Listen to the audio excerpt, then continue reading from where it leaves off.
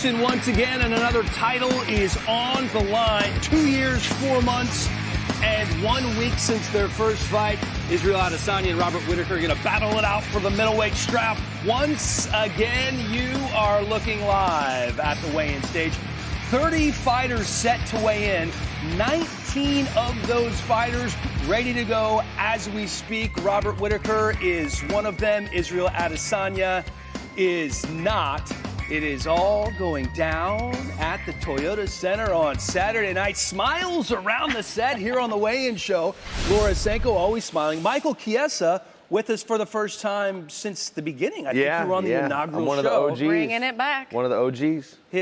Look, says then the OG just gives you the side eye right out of the right there. That's my boy right there. But how good does it feel to just be draped in all this greatness? I mean, look at, you got Clyde, you got Hakeem, Kenny Smith, Robert Ory, the great Houston Rockets. This is just a great place. Mario Ellie.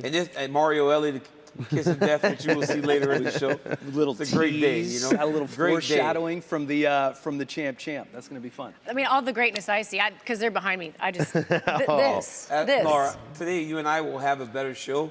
I know. As friends than we've ever had. I feel a connection with you right now. I know because he's here.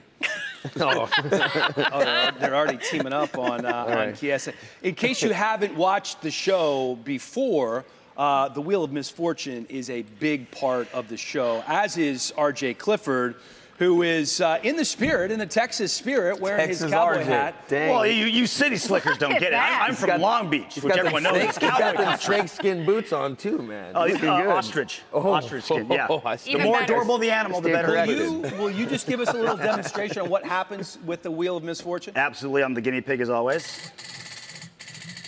It's spinning better today. Yeah. Is it missing a peg? Talk like a cowboy for 2 minutes.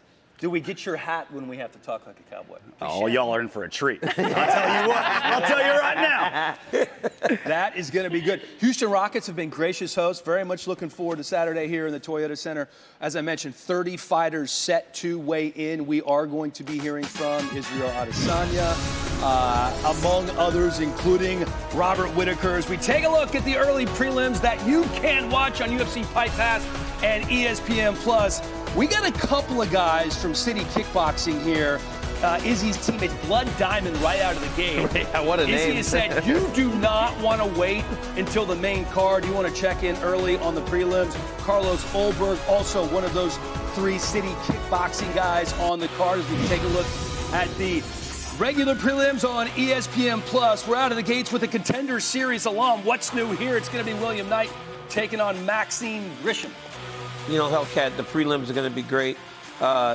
You're leading this charge. You're leading the ship. You're the captain.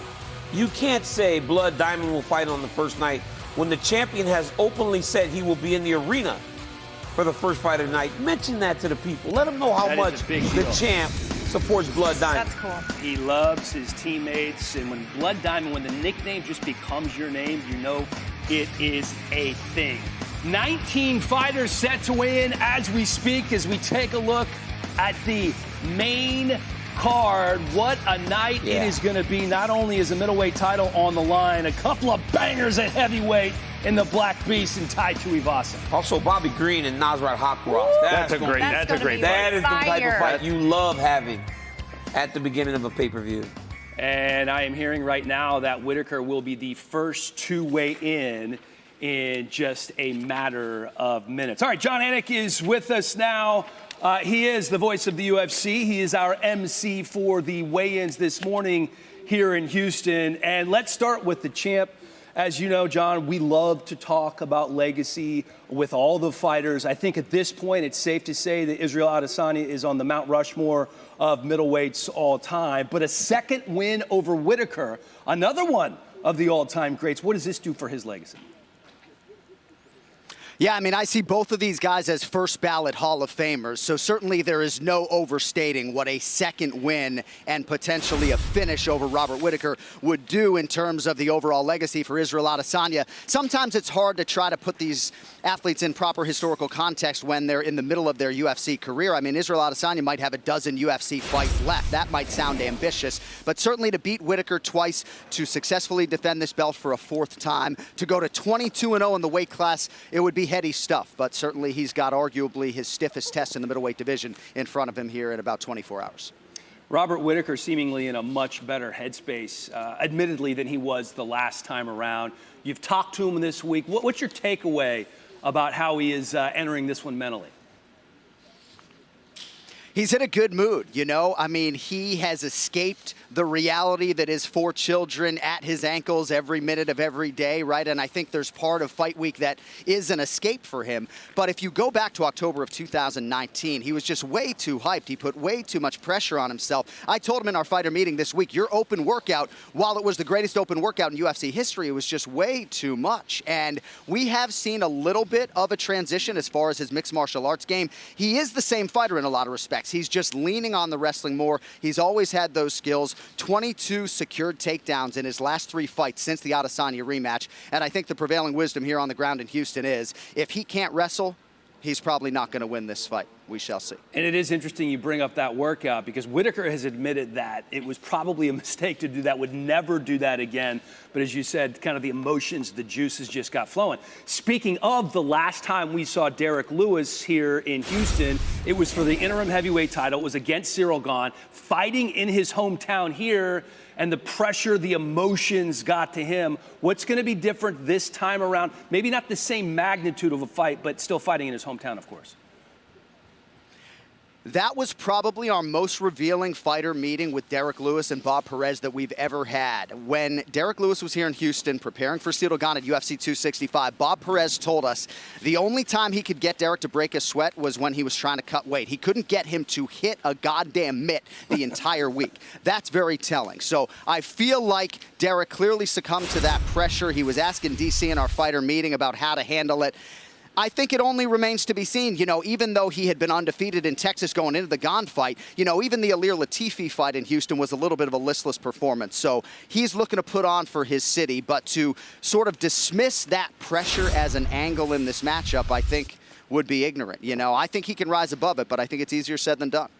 This is a dream matchup at heavyweight, the matchmakers must say. It's like literally, it's just 2 freaking steam engines colliding. Yes. Boom! In the Octagon tomorrow. Can't wait. Yeah. John Anik, thank you very much. Appreciate the time. A very different matchup as we take a look at the middleweight bout against Robert Whittaker and Israel Adesanya.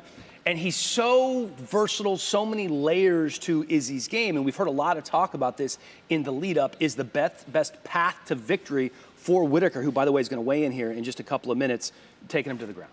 Well, listen, I think that there are multiple paths to victory. I think the first fight, what we saw is not necessarily everything that Robert Whittaker brings to the fight, right? These guys have very similar ingredients that they bring to the kitchen, very similar skill sets, a lot of similar statistics on paper, but it's the way that they use those ingredients and the degree to which they use them and when they use them, and they create a very different dish.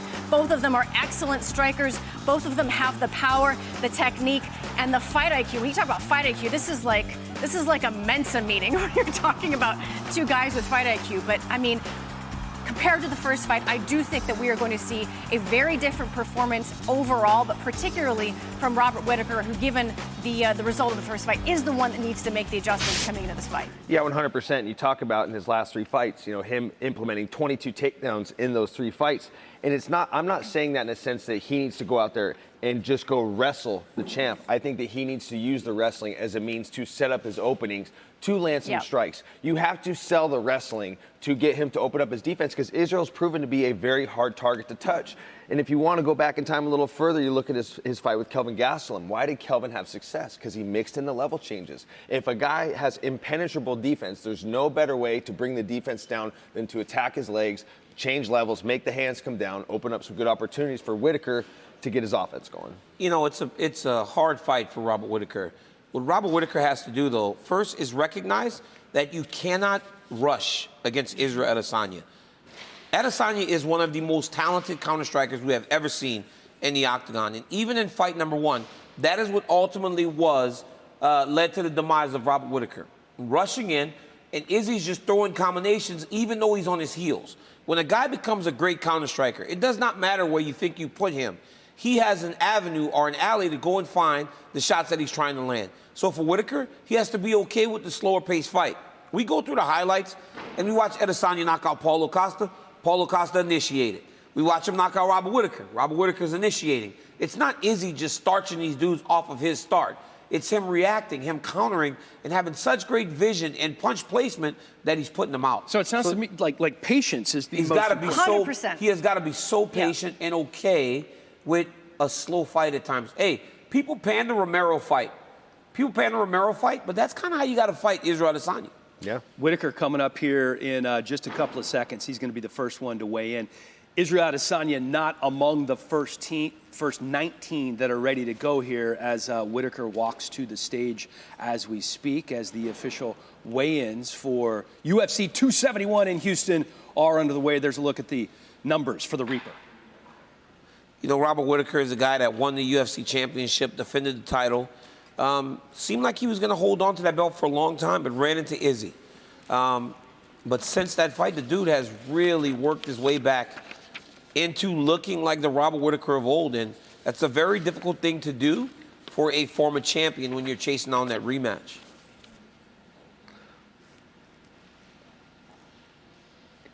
$184, the official weight for Robert Whittaker. And 184 for Robert Whittaker, a pound under championship weight. So dude's in phenomenal shape, and as you can see, he carries a lot of extra muscle into this fight. We spoke about that the other day. I interviewed him for my YouTube channel, and he just looked physically better than he did in the first fight. He looks like he's in great shape and ready to go. Weigh-in, so 1 minute in, and DC already gets a plug-in for his YouTube Next fighter channel. to the scale, competing in the UFC's weight division, Douglas Silva DeAndrade. Tell you where to find it, too, if you need. Well, it's kind of in the name. Douglas Silva DeAndrade, Michael. Man, this is a guy that when he shows up and he performs well, he's a human highlight reel. Not to mention, the guy is absolutely shredded. And if you go back to his last fight, that devastating left hook that he got over Gaetano Perillo, he made the guy levitate. He threw the kick and he landed that nice check hook, basically air chaired his opponent, racked up a $50,000 bonus. I'm just bringing that up in a sense that if this guy finishes you, it's always in such a devastating fashion that he collects a bonus and he tips the scales at 136. And boy, that boy needs to eat a carb. He's always just got like an 8-pack from top to bottom. 9-year UFC vet is split time between bantamweight and featherweight. Moved back to 135 last year. Here's Alex Perez coming up to the scale. Another one for you, Michael. Yeah, absolutely. And Alex Perez, I mean, you talk about him only having 8 UFC fights. He's got a 24-6 record. I mean, this is a guy that's truly been around. Oh, they threw me a curveball. Well, let me tell you a little bit about Maxim Grissom. My bad. He was already such a seasoned vet when he made his debut last year. This will be actually his 43rd professional fight. He is such a G. He took that UFC debut. For Maxim Grissom. Weight is 206 for Maxim Grissom. He took that debut on short notice, showed up without a corner, up at heavyweight. I mean, who does that? But this guy brings a lot of experience, a lot of finishes to this fight, 16 wins by knockout, so that should be a good one. Yeah, and for Maxim Griffin, I feel like when the lighting hits him right, he kind of looks like a bigger Paul Felder.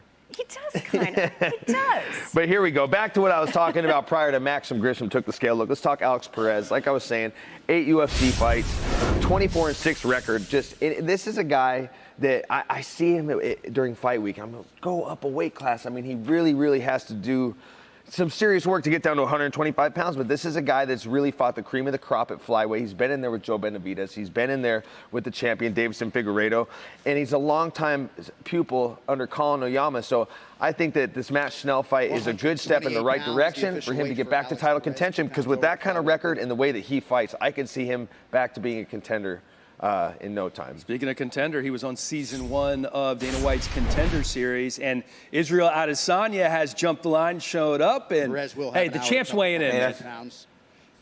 And with that, we now welcome the man around whom this fight card was built. Missed the weight by 2 UFC pounds middleweight there, so we'll keep you champion, the updated on last that. And as you were speaking, right, speaking about how hard it is for him to get down, but he missed by 2 pounds, but you get to the champ, right? When the champ gets ready to hit the scale, Israel Adesanya shows up. 19 people were listed to weigh in before him. Champ shows up, goes to the front of the line.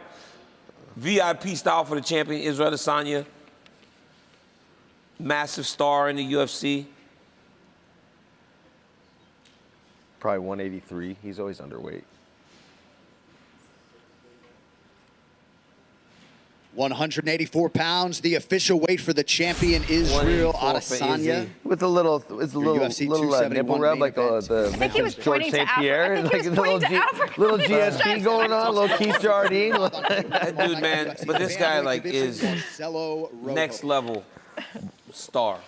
Boy, And here is Marcelo Rojo from Argentina, the Pitbull, stepping on the scale. Yeah, he's from Argentina, but he trains with Brandon Moreno, and he has kind of, I mean, he's Argentinian, but he has that Mexican style of striking. He's a high-pressure style fighter, and that pressure, more often than not, leads to a finish. He's got 12 career first-round finishes. 136 is what Rojo is weighing in at, and he's finished 14 of his 16 wins. Things didn't go his way in his UFC debut against Charles Jourdain, but he's looking to get that back against Kyler Phillips on Saturday.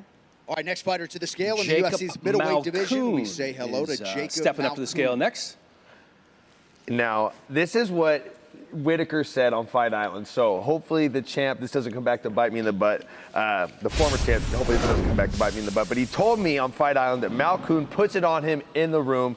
And this is a guy that won the ADCC Asia Trials as a purple belt, which is impressive. For people back home that don't know, ADCC is like the Olympics for submission wrestling. So for him to win the trials of a region of the world as only a purple belt just shows this guy's grappling chops are very, very established, and he comes in at 186 pounds. If he shaved his chest hair, he could probably get down to championship weight.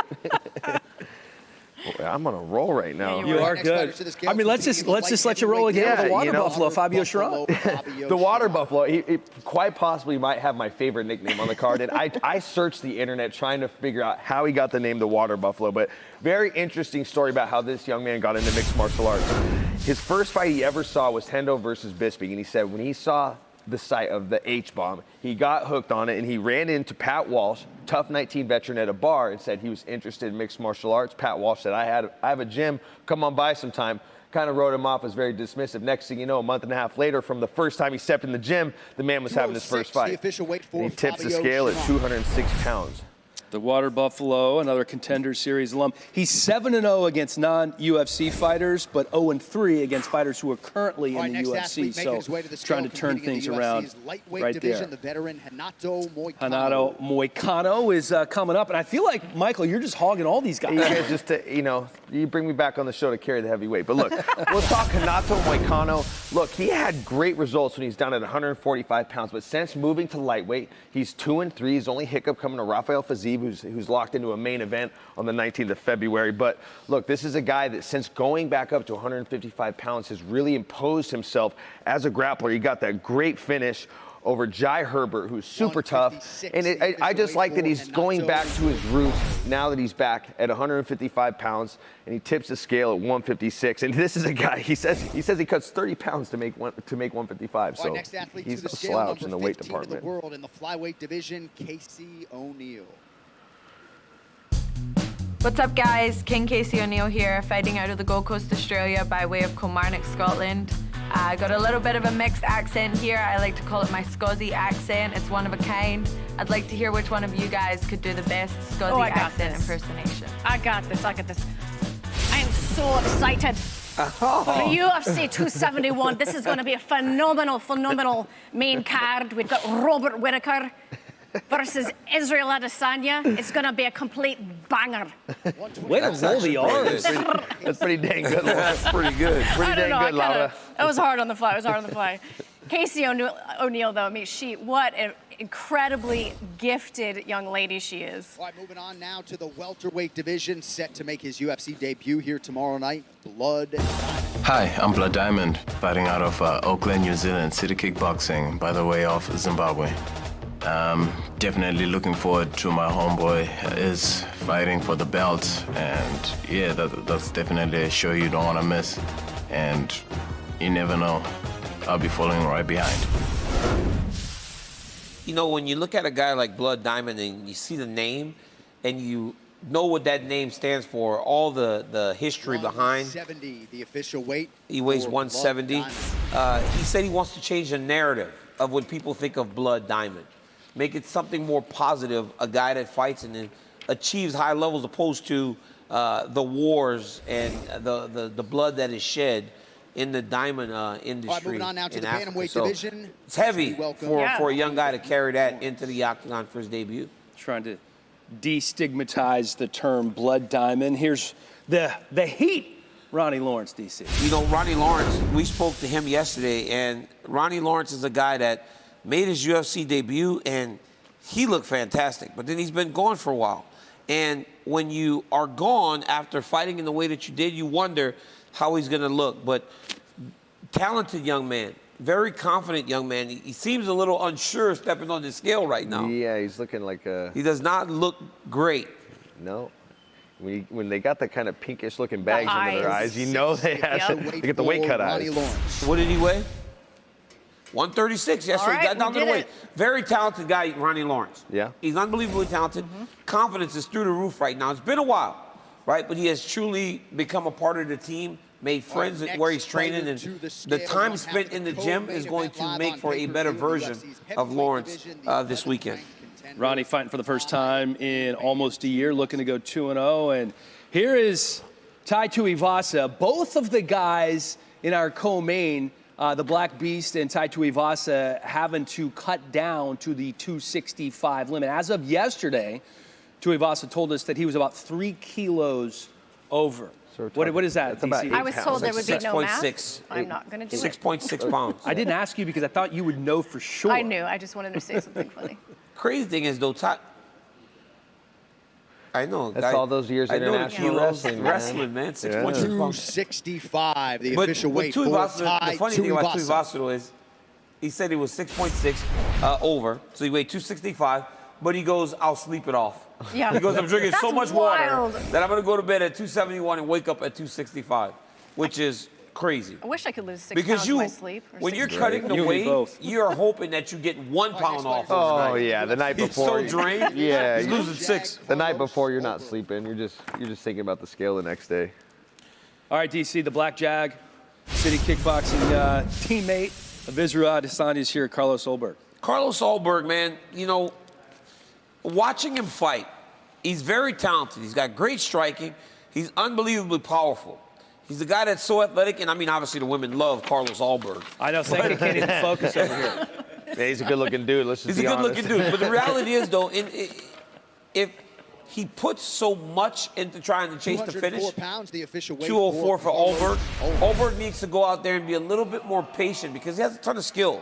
He can't rush like he did in the last fight and fatigue himself. He gets a little overzealous. Look, the first fight that he made his UFC debut, he was so explosive, he knocked the guy out. You start chasing that. I wonder if the second appearance will allow for him to come back within himself. Made his UFC debut against Kennedy Nzechukwu last March. First time he's been back in the octagon. Yeah, Jared Vanderas, season 4 of Dana White's Contender Series. He went out there and did exactly what you need to do on that show, which is be a complete hammer. He's still kind of looking to hit his stride a little bit in the UFC. He's got phenomenal cardio for a heavyweight. The grappling is really where he gets his best work done. He's super durable. And man, that very memorable post-fight interview from him. He said, you know, anybody in the heavyweight division can break their hand on my head if they want. Apparently Sam Elvey did break his hand on his head when they were sparring. He's an interesting cat, man, at 265. That's what he weighed in at. He's an interesting cat. Seems so friendly, looking to even his UFC record at 2-2. How about Jeremiah Wells, another Philly guy? To the scale competing at welterweight, Jeremiah Wells. Sweet. Another one for you, Laura. Well, listen, not all UFC debuts are created equal, and Jeremiah Wells made damn sure that his was memorable. He sent Warley Alves to like another planet in that fight, and that's how you got to do it, right? When you make your entrance into the UFC, you want to make it memorable. You want to make an impression. He's incredibly explosive. He's strong, and I mean, I tell you what, man, he's here to snatch some bodies.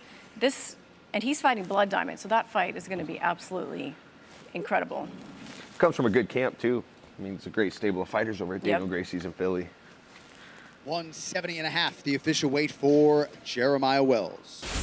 Wells actually a minus 235 favorite in that. Well, he's got some experience fight against Blood Diamond, on Blood Diamond, at least in terms of the MMA fights, but that's going to be a good one. Won 3 in a row, including that UFC debut that you were talking about last summer.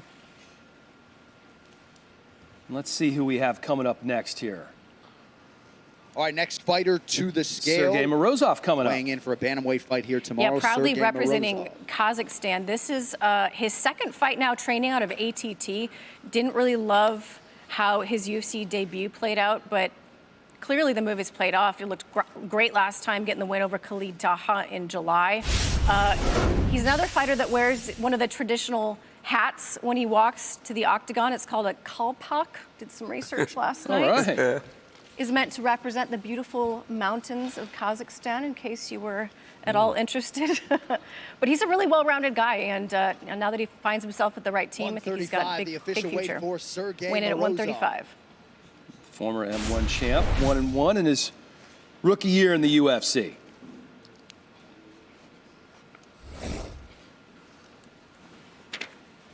I'm Kyler Phillips, the Matrix, fighting out of Phoenix, Arizona. I just want to say, what's up, DC? What type of wrestling should I use for this fight? Should I get some Greco in there? Should I try to use a little bit of the Dagestani wrestling? What should I do? That's my boy, Kyler Phillips, man. He was on The Ultimate Fighter when I was coaching. Really good kid. Tremendous fighter. And honestly, a lot of people felt like he won his last fight. So he could potentially be on just a roll. He's very exciting. 136, the official weight for Kyler Phillips. 136 for Kyler. He has fantastic striking. Very diverse attack. But if he starts mixing in that wrestling like he's talking about, then he becomes a full mixed martial artist, and he will be much more dangerous for a longer time. 26-year-old spent some time in the top 15 last year. And up next, Roxanne Modafferi, the happy warrior, going into her retirement fight as an underdog in this one. What a great career it's been. Oh, yeah. I mean, this is her 50th pro fight when you include her 2 stints on The Ultimate Fighter. Just saying that alone, the fact she's been on 2 stints of The Ultimate Fighter shows that she is every bit of a veteran. And it's safe to say Roxanne Modafferi is the most beloved fighter on the UFC roster. Like, I feel like if somebody said they didn't like Roxanne Modafferi, they have a character flaw. But look, she says that she has 3 super attacks that she's trained for specifically for this fight. And for people that have trained with Roxanne Modafferi, know about the Roxycopter. So I'm excited to see what these 3 attacks could be. She's such an OG. She tips the scale, what was it, 125? And here we have Jared Cannonier, the third-ranked middleweight contender in the world. Of course, he is taking on Derrick Brunson. The winner of this one, DC, going to be one step closer potentially to a title fight. And Jared believes that this is the #1 contender's fight because he lost to Robert Whittaker, sure, but in his last performance, he looked fantastic, fought 5 rounds without any problems. And when I talked to Jared Cannonier today, it's very easy to see how much he's matured, not only as a fighter, but as a person and as a man. And he's so sure of himself. He's so confident that he feels that after a win on Saturday night, 185 pounds, the official weight. He was 185. He feels like he is the rightful #1 contender, the guy that should fight the winner of Adasanya versus Whittaker, especially if Adesanya gets through Whittaker for a second time. So Jared's in a big spot because Izzy has acknowledged that he's right on the cusp. He's fresh blood, too. Yes. That's a fight we haven't seen. Izzy wants that. He wants new challenges. Alexander the Great Hernandez stepping to the scale. Of course, at a Factory X in Colorado.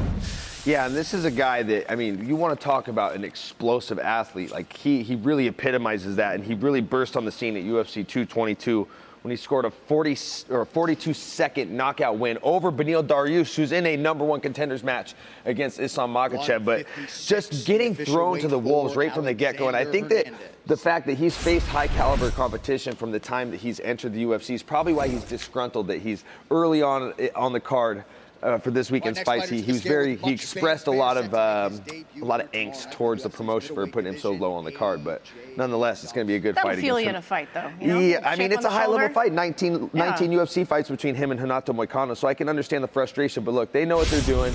You're fighting. Yeah, placement on the card means nothing. You're still going to be out there under the bright lights in Texas. AJ Dobson going to be in the 3rd fight on the card. The Contenders Series alum making his UFC debut. He is, and he is undefeated at 6-0, proudly representing his Jamaican heritage. That's a big part of the platform that he fights for. He is a Matt Brown protege, trains at Immortal MMA, has also trained at Strong Style with Stipe, and he grabbed Dana White's attention on Season 5, ended up getting the first-round submission, but if you'll remember, that was preceded by an absolute lesson on the feet in that fight. So he's definitely bringing a well-rounded skill set into this one. Hi, I'm Bobby King Green, fighting out of Fontana, Rialto, San Bernardino. They call me Mr. IE. Hey, everybody down at the weigh-in show, DC, you getting old on me, you know what I'm saying? We won belts together, and I'm still here. You done retired it, and I'm not setting it down no time soon, buddy. You know, Bobby Green, man, good dude, tremendous fighter, and he's just a fighter at heart. But he's right. Him and I were growing up together. I was just a lot older. I looked at his age. He's only 35 years old. He still has a lot of time if that's what he wants to do. This is the reason we are here. This man, the last style bender, on a 10-fight middleweight winning streak, the longest among active 185ers, the second longest in UFC history. 11 knockdowns, 5 UFC title fight wins, tied for the 5th most ever in the UFC. And the middleweight champ is joining us live now, the last style bender, Israel Adesanya. And Izzy, it's been a different approach, I feel like, for you this time. A little more relaxed, not as much talking. I can just see how patient and relaxed you are going into this one. Why have you chosen maybe not to talk as much and try to play mind games with Robert Whittaker this time around? I wasn't trying at the first time, because he was talking shit, low key, and I don't just sit there and take it. I retaliate. But after I whooped his ass, he really can't say much this time, so there's nothing for me to say. So I've just sat in my power and just done my own work. Obviously, in a rematch, Izzy, it's on the loser of the first fight to make adjustments for the second fight. So obviously you can anticipate a different looking Robert Whittaker. How did that affect your game planning going into this one? It doesn't. The first fight, I didn't even use my game plan. I called an audible. I freestyled that one. But we have a systematic approach to dismantling him in 3 different ways. So, yeah, same, but different. Champ, we're about 36 hours from the fight. How was the weight cut? You seem to be like tired, like a little bit, like I'm ready to go and get recovered. What does the next 24 hours look like for you, champ? Yeah.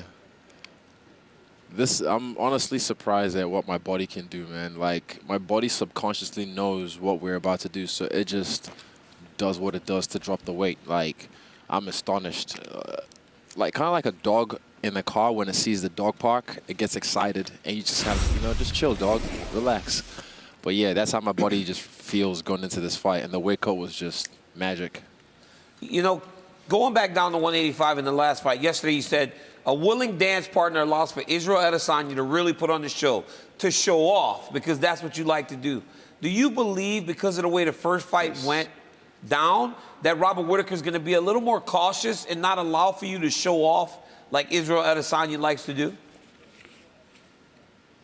No, I don't think so. I think the first round he's going to be a lot patient, but then once he realizes that's a bad idea, because he's getting touched from distance, he's going to try and close the distance by shooting, and I'll make it aware that that's a bad idea as well.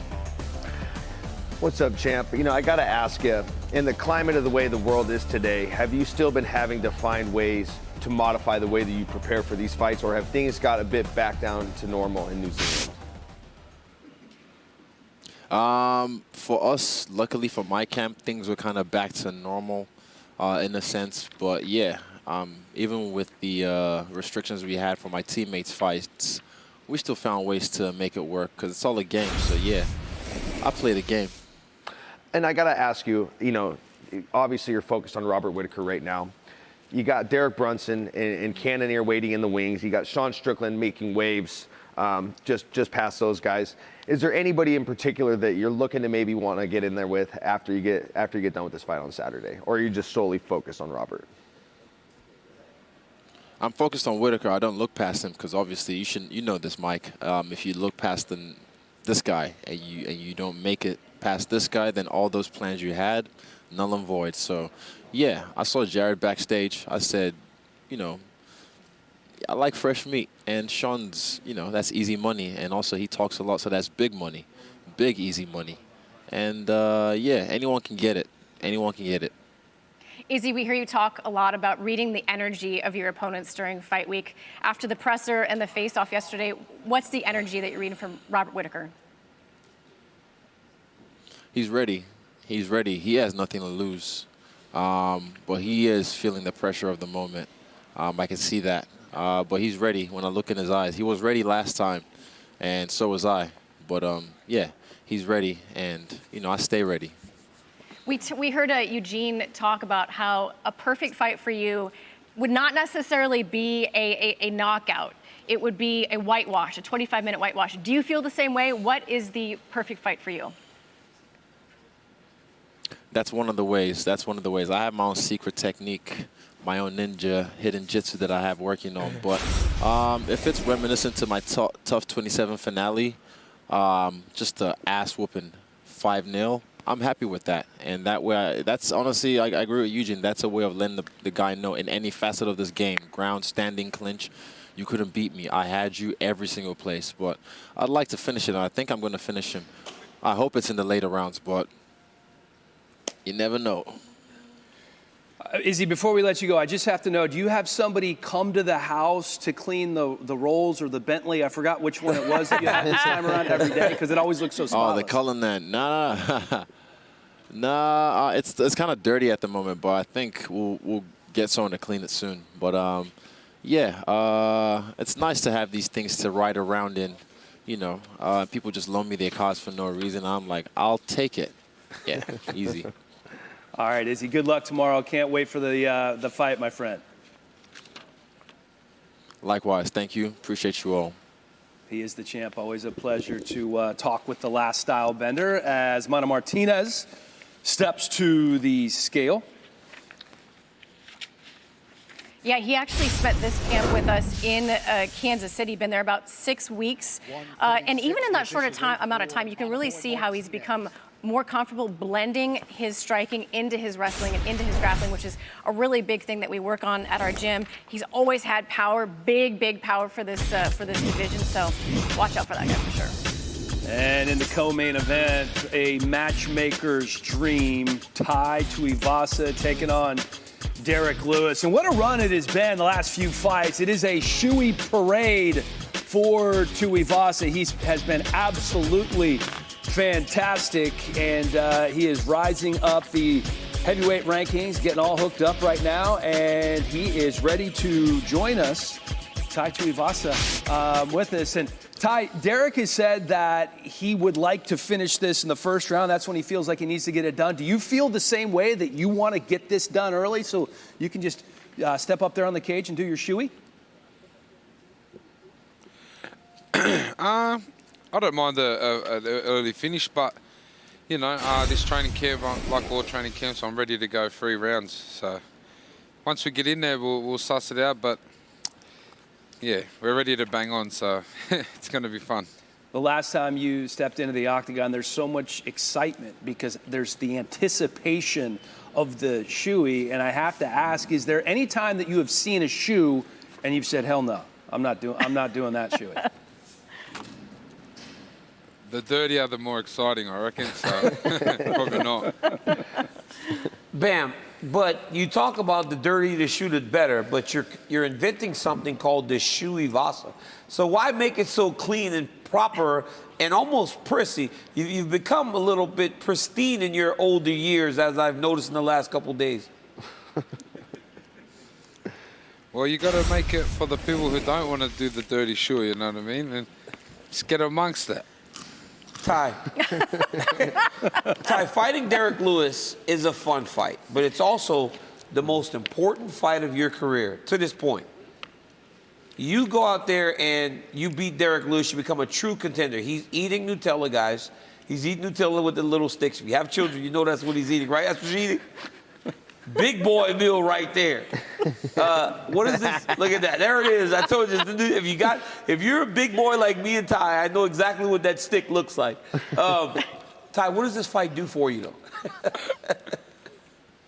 though? Yeah, it's a massive fight. Like, you know, a good win on the weekend gets me in the big conversations up there with the big boys. So I'm ready. You know, I'm ready for the fight on Saturday, and I'm pumped and I'm excited. I reckon I'll come away with the win. Tai, you did another camp in Dubai for this one. Obviously got great results last time out. What is it about having your camp there that allows you to fight better, I guess? You know, does that allow you to bring differences into the Octagon other than the obvious, you know, fewer COVID restrictions over there? Obviously, there's fewer COVID restrictions, but I've got a really good team around me in Dubai. You know, all good vibes. We're all focused on the same thing, and there's a lot less distractions in Dubai, that's for sure, than being at home. You know, we talk a lot about the shoey, sometimes too much, I think, but I got to ask another question about the shoey. We're in Houston. This is Derrick Lewis's backyard. Could this be the only time, you think, where you hop on the cage if you get the win and people don't go crazy, don't cheer the shoey? Are you prepared for a potential booing of the shoey, which would be an absolute travesty, by the way? No, Laura, it's a shoey, not a buoy. It doesn't happen. What's up, Tai? You know, I'm kind of going back to what Laura had asked you about in training in Dubai, and I noticed that you've spent time in the gym training alongside Gokhan Saki. I just want to know what that's like, because you're a striker in your own right. What's it like being in the gym with a guy like Gokhan Saki, who's such a legend in kickboxing? Yeah, like you said, he's a legend, and he kicked my ass a lot of times, so always good to, you know, and he brings a lot to the table. He teaches me a lot along the way, so having Gokhan has been awesome. There's a really good other kickboxers there as well that they're all just down to teach and that, so I'm still learning and always learning in this, so it's been awesome.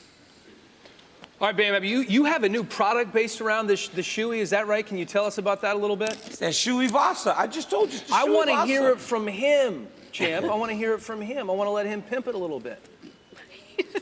Mid-fight. Let the man The finish. Ivasa. Okay, go ahead. It's a device shaped of a shoe. It's like a beer bong, but for guys who don't want to do the dirty shoe, I gave him one, so these all don't miss out. You know what I mean? He's gonna all be a part of the party. It'll be a tie. Dan Hellie needs the shoe Ivasa because he is so bougie. He would never drink out of a shoe. That's why he's like, have you ever turned away from one? Have you ever turned away? He's so bougie. Hey, how about he this? Needs the shoe How Ivasa. bougie is this, That's Tai? the point. We're gonna take a look at one of your shoeys, and then we're gonna come back with our own shoey. But can you kind of walk us through the process in terms of what makes it a perfect shoey?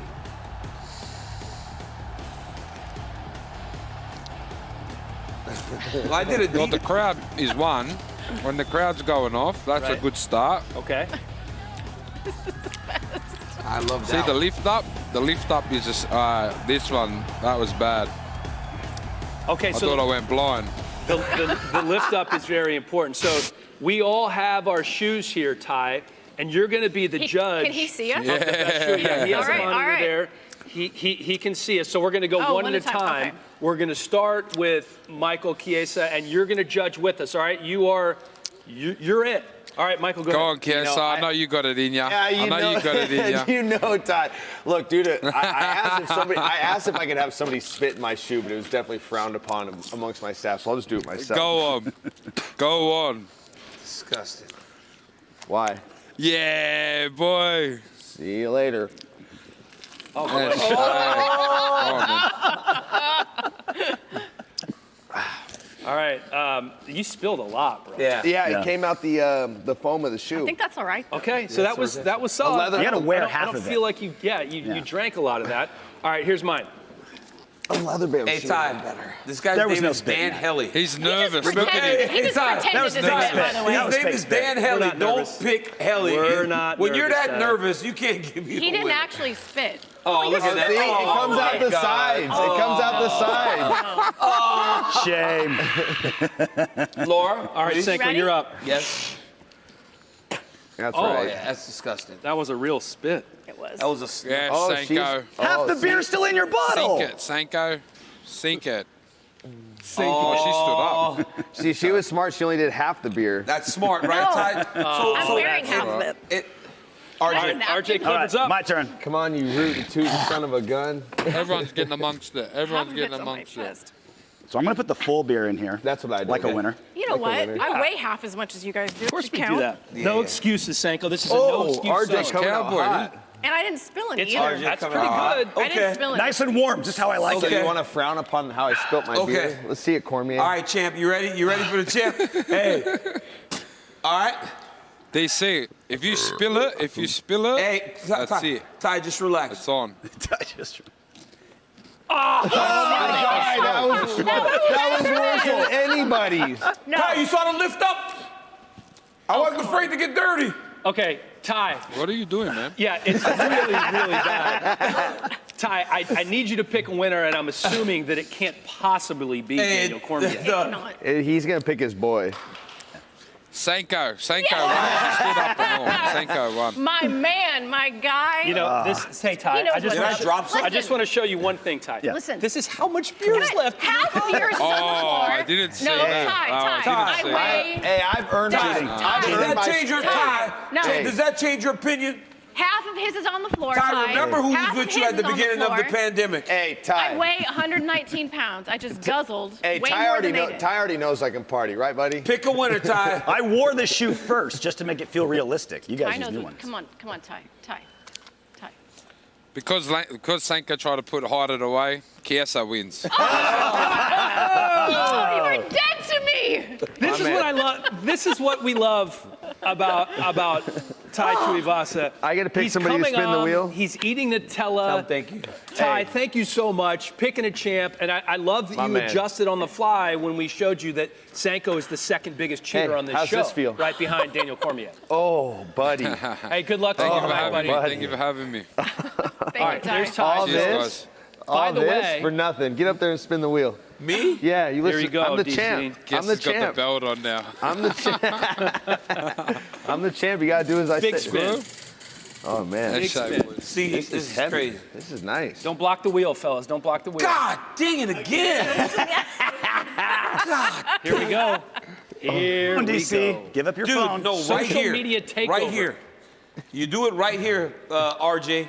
You could have my phone, but you do it right here and you get one social story. No, he gets it. I'm very bro. aware of the Hey, rules. are you- I'm very aware hey, of the rules. Hey, the Listen. champ calls the shots. These stories Hey. are very expensive. Hey, Well, the champ the- calls the that's shots. not the The way. champ calls the The champ shots. calls the shots. You get to shoot the story. Whatever you want. Literally anything you want. There are no rules. It's a lawless land. I'm going to wait till, how long do I get this for? 20 minutes? No, 20, seconds. I get 20 as long seconds. as it's an Instagram story, so 10, Are you doing it right 9. now? Yes, he better. 20, 19. I just want to say, you know, that the old saying of your idols become your rivals couldn't be any more true. I just want to thank my team, my family, all my teammates for helping me make this happen. Daniel Cormier, formidable competitor, but the champ is right here, baby. That's actually awful. This is going to be on my story. I've got to post this. How about I should put? All right, post. I'll post a picture of my pubes on there. How would you feel about that? How would you feel about that? What on earth? How would you feel about that?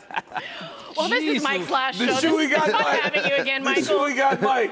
Hey, Okay, let's focus now Disney that the frowns on social you. media takeover has gone He's in the still books. going. I'm fine. All right, let's talk enjoying signature this. celebrations because you said, hey, maybe we focus on the shoey a little too much.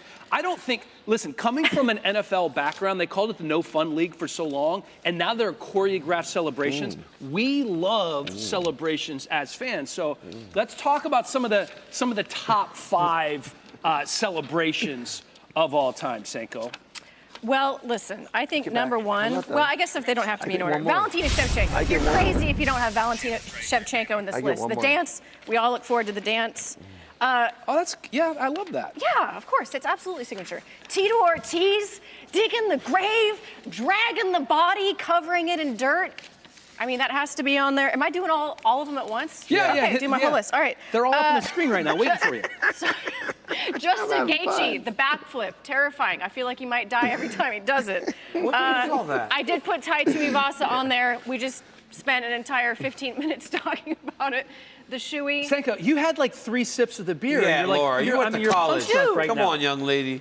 Get Listen, it together, Sanko. We are gonna rematch in our contest at some point, and you are going down because we're gonna do it out of cups. All of a sudden, Conor McGregor is going to get on social media. Not only is he going to rip you, he's going to rip Sanko.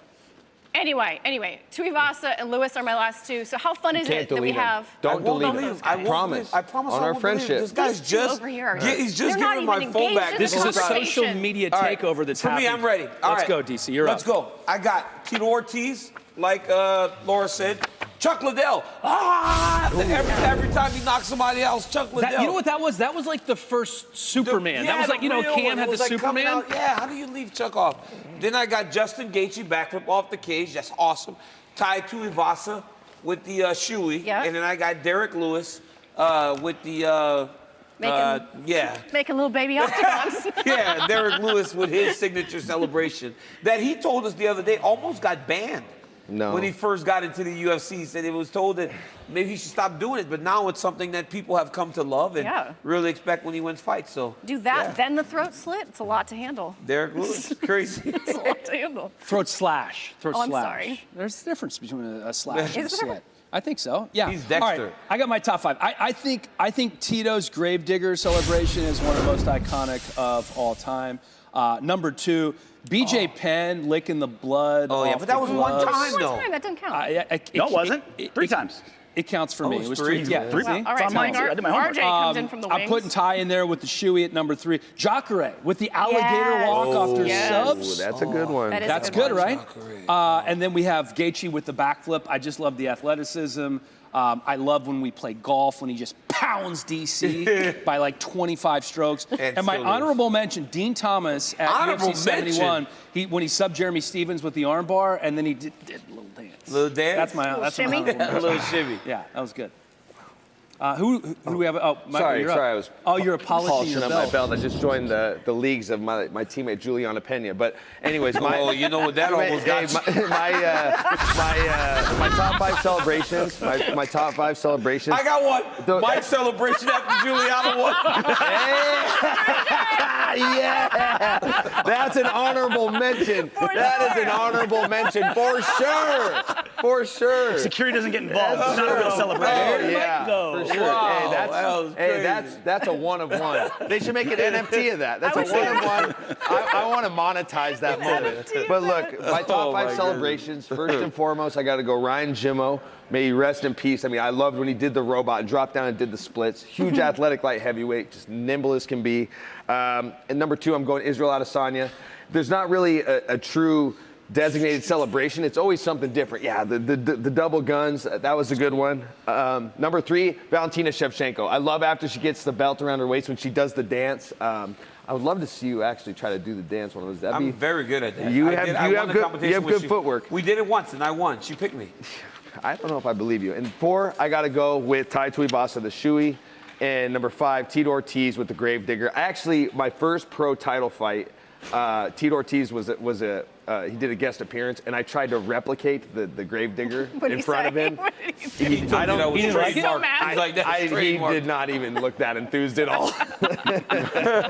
William the Nightmare Knight, as we go back to, this is a weigh-in show, guys. We have to go back to the weigh-in. So here is yet another Contender Series alum who's taken this fight on short notice. I went down a rabbit hole on William Knight last night, researching. Oh, let's listen for his weight here a second.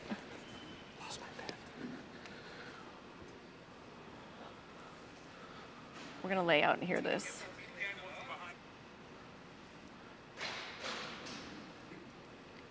DC, you're the expert. Does it look like he might be over? It don't look good. It looked like they're pushing that thing way off in the wrong direction. Yeah. He needs to do the towel push. Hold on a second. 18 pounds, the official weight. 218. Wow, that is a lot. That's 12 pounds over. Yeah. That fight is canceled. Yeah, there's no way. Yeah. There's I no don't way. even understand. But see, we've always talked.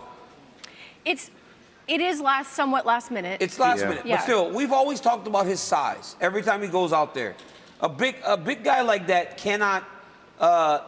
It's hard to take late Short notice fights Yeah. because Especially with that much muscle.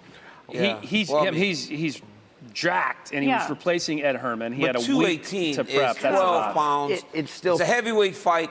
It's and still frowned upon though. Like you can't take Absolutely. a short notice 100%. fight. That's not like you You missed tell him weight. that They you can ask do you- it at heavyweight. they ask you when they tell call him, you. say, hey, ask if he's willing to fight a heavyweight. I promise to weigh 218, Yeah. 220.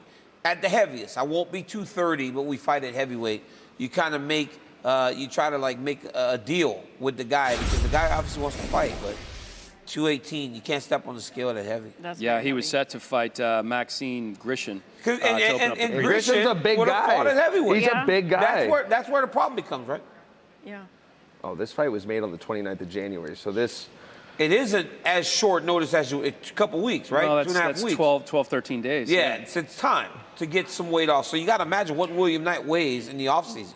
But to your point, like when you take the fight, when you agree to take a last-minute fight, they ask you, what are you weighing now? Can you make the weight? You make those promises over the phone. Yeah, but fighters right away lie. Oh, of course right? they do. They all do. I'm 217, but you weigh 228. Oh, yeah, I can make it. Like, I'm good, I got it. say a little bit less, but you tell Grishin, hey, you still want to fight? Let's fight a heavyweight. Because as you said earlier, when Grishin stepped on the scale, he made his debut at heavyweight, right? So he would have fought. It's so unfair, though. Grishin, he comes over from Russia. He's ready to fight. He makes weight. And the problem is, Grishin would fight him. He would, but the commission's going to be like, well, that's a lot. Well, that's a bummer because he's 4 pounds overweight. They could have Yeah. settled this beforehand. And William Knight could have, he said, let's do this at heavyweight. Grisham would have obliged 100% because he is a big 205er. And a guy like Grisham's like, hey, if I don't got to cut weight, let's Who go did we for it. see that with recently? Didn't Diaz in his last fight, they moved him up. They To moved middleweight, with Nate. Remember Nate? Nick and Robbie Lawler. Yep. Make some Week side of the agreements. fight, they went up to 185 pounds. So there's room to negotiate. There's room to make things happen, but 218 is not You got to be proactive acceptable. about it. So apparently, Maxime Grishin have agreed to fight him at heavyweight. But is the commission? We're in Texas, right? So the commission can be a little bit more lax. Yeah, they're good. Did the commission saying that they're going to let him fight? Hey, everything's that could have been done days ago, though. Hey, everything's bigger in Texas. Everything's including the weight miss, you can get away with it and still have it. Oh my gosh. So John just announced that during the weigh-in. So what does that mean now? I mean, because Grishin just weighed in at 206. Well, 207 is a heavyweight. Yeah. Right? Like technically, 207 is a heavyweight. Do they re-weigh him and have him weigh in at 208 now that he's hydrated? You can let him step back. You don't have to. Just let him go fight, right? These guys made a deal, obviously. But again, this could have been done days ago so that Grishin didn't have to go through that final weight cut. Now, here's the problem. Every time we see this, where we laud Grishin, if something goes sideways and Knight knocks him out, then it leaves a bad taste in your mouth. Whenever, you know what I'm saying? Like, guy misses weight by that much. It's just always murky. But I'm glad they're getting the fight. I can't wait to see the fight at the top of the card tomorrow. Robert Whittaker and Israel Adesanya. Robert Whittaker, right? And Robert Whittaker is with us right now. The Reaper! Joining us live. And Robert, I have enjoyed this fight week, I think, as much as you have, because you said it's much more relaxed this time around than the last time you faced Izzy. Why is that? I guess it's just a mental thing, you know, take the way you take it. And I've just been enjoying it. I've been trying to enjoy all the processes and just the little bits of enjoyment that can be had whilst you're trying to cut weight and make weight. Well, it's been fun to see, and it's been fun to watch you the last few fights, especially since you've been using your wrestling a lot more. And I think what a lot of people forget is that you were a national wrestling champ, right, back home, and you do have that background. You have worked on it, but you're implementing it a lot more, and that's been a big narrative going into this fight, that you're going to shoot more and try more takedowns. Is that actually going to come to fruition against Izzy in this one, you think? I think it's a narrative of my career in mixed martial arts, because that's something that I'm always pushing, is to try and get closer to perfect with mixed martial arts. And I think to be perfect in MMA, it's to use the entire skill set, to use all martial arts and to get in there and just put it all together to the best of my abilities. And I've been enjoying going into fights and seeing takedowns and taking them down and controlling them on the ground and just being able to use, like, it's been making fights more fun. You know, and that's one thing I'm really excited for this next fight, is that now that I've been developing that skill set and I have been having the confidence to use it in fights, I look forward to seeing where I can take this fight and how this fight's going to play out. Rob, when you fought Izzy the first time, I know you expected to win, but did you have a sense that it would be a series of fights? Because I know when the biggest moments, when you know you have an elite mixed martial artist standing opposed from you, you know that it can turn into multiple fights. You win tomorrow, now we're looking at a 3-fight series. Did you get a feel for that whenever you initially knew you were going to fight Israel Adesanya? And this is fight 2 of a series?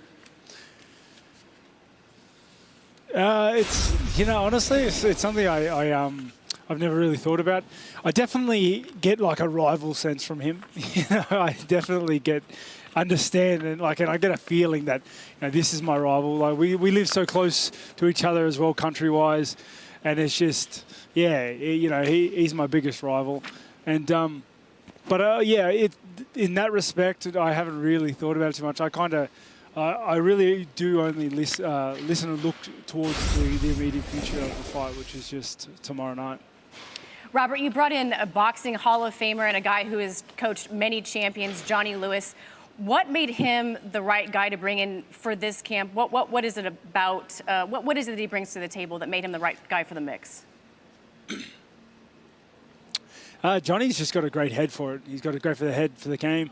And he has an aura of confidence. When you've done what he's done and nurtured so many world champions as he has, he brings an aura and atmosphere to the gym. He brings an aura and atmosphere to the sessions, and it just makes you want to work harder. And he really did manage to pull something out of me, sharpen up some tools, and I just feel sharper for it. If you beat Izzy on Saturday, which will be a bigger moment for you, getting the middleweight belt in the first place or being able to come back and reclaim it? I haven't really thought about it, to be honest. My my calendar only goes up until the start of that fight. Robbo, my man, I recently saw that you broke ground on a new facility. I got to ask you, how has camp been in this beautiful new gym that you built? Because it's quite the facility. It looks pretty big. I'd love to hear about it. Tell me how it was preparing for this fight in your new home. Yeah, so the new facility is massive, and honestly, as a team, to be able to work our way up to this point and to be able to work our way up into a facility of this magnitude and to be able to offer it to our members as well, it's just, I don't know, it's just nicer. It's just nicer. It makes the camps a little bit easier. It makes going to work a little bit easier. Those days when you don't want to get out of bed, and then when you do get out of bed, your back's sore, your knees hurt, your hands hurt. It makes it that little bit easier to get to the gym. So it is a phenomenal thing to be, and it is a privilege to be able to work out of that place. It's going to be a privilege to watch you fight tomorrow against Israel Adesanya. It has been 2 years, 4 months, and 1 week since the first fight. Robert Whittaker, thank you for joining us. Good luck tomorrow. Thank you very much, guys. And there is the challenger, Robert Whittaker, as we take a deeper look at the man who is going after the middleweight title once again. The overwhelming memory that I have for that first Adesanya fight is just that I wanted to rip his head off. The best middleweight in the world, looking to pick up precisely where he left off tonight. It was very emotional. Adesanya has forced some misses out of Whittaker here early on. The pressure, the hype, the build-up, the fans, the place. Throwing big old looping punches, not being as straight as he normally is. It all kind of got to me. He's got to be very careful. Oh!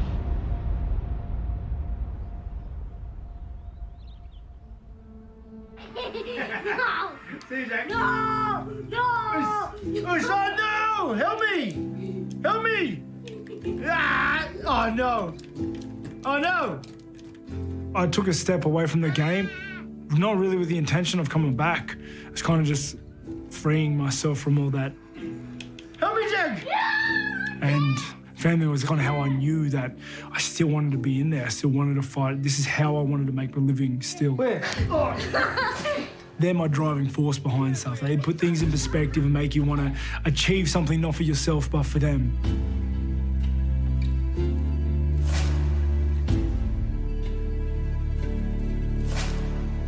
Before he faced Adesanya, Whittaker had never lost a fight at 185 pounds.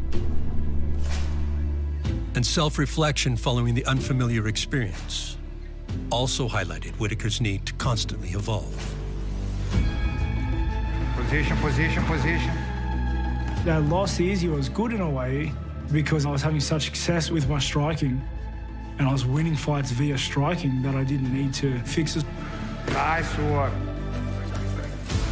So I made a lot of changes with my training and the way I do things. Implemented more complete skill sets of what I already had. mixing in wrestling, mixing in my striking with a better defensive game. And you could just see a massive improvement. He dropped it. Here he is, rejuvenated, revitalised, and on a quest to get his title back. Whittaker really did relight that fire. This one's for him to get back in there, to hunt that title again. Following his first defeat in a half-decade, Whittaker came roaring back. Robert Whittaker has dominated. Ooh, Cannonier in a world of trouble. He retreats. Showing any oncoming contenders that he remains a cut above the rest. I thought Cannonier was going to be a much tougher challenge for him. He looked good tonight. He looks sensational, and I wonder what the champ is thinking right now. I'm at a loss for words for Whittaker's performance. What a masterclass. We're going to see a rematch of Whittaker versus Adasanya. Any type of confusion in the middleweight division, it's done. This is the man that gets the next title shot. Nobody's jumping over Whittaker. He's next. The first fight obviously did not go well for Robert Whittaker. Ended in the second round. He's looked totally different the last three fights, seemingly getting better each and every time. We've talked a lot about how much he's wrestling, how many takedowns he's had, 22 in his last three fights since he lost to Adesanya. In terms of dictating the terms of engagement, does he need to take it to the ground right away? Does he need to use his jab better? What are the keys for you for Robert Whittaker, DC? Patience. Patience above everything. Understanding your opponent and understanding your target. Because if you rush, Izzy will pick you apart. He does it to everybody. So you got to be okay with the slow fight. You know, the fight against Yoel Romero was very boring, but Yoel Romero was in the fight. The fight against Jan Blachowicz was not a great fight to watch. It wasn't a pleasing fight for visuals. But Jan was patient. He was able to pick his shots, land when he could, and keep Izzy a bit confused. He didn't give him those counter opportunities. Whittaker has to do the same thing. Here's the problem. He's not as tall as Blachowicz, so he can't fight as well at range as Jan could. But it's about patience for him. And I believe that the takedowns have become a real part of the story, but it cannot become the first thing at the tip of your tongue because a lot of times Whittaker's just taking what's available. He hasn't made like a conscious attempt to start wrestling more. Now he's more willing to take them as they present themselves. He just seems like the guy that he was before he went up to middleweight and started sleeping people with his hands and his feet. And by doing that, he's more back to himself. Well, with patience, I think composure comes into play as well, because I don't think in the first fight he was very composed. You could tell that he was trying to rush the finish. He didn't look like the Robert Whittaker that had got him into that fight against Israel Adesanya. I mean, this is a guy in Robert Whittaker who prides himself on his movement, prides himself on being elusive in his own right. And you can just see right there the way he's winging these overhand punches right in the pocket against one of the most elite strikers in the UFC. So that it didn't come as a surprise to me, by the way Bobby Knuckles was fighting, that the fight panned out that way. But if he can stay composed in this fight, he has a good chance at changing the results.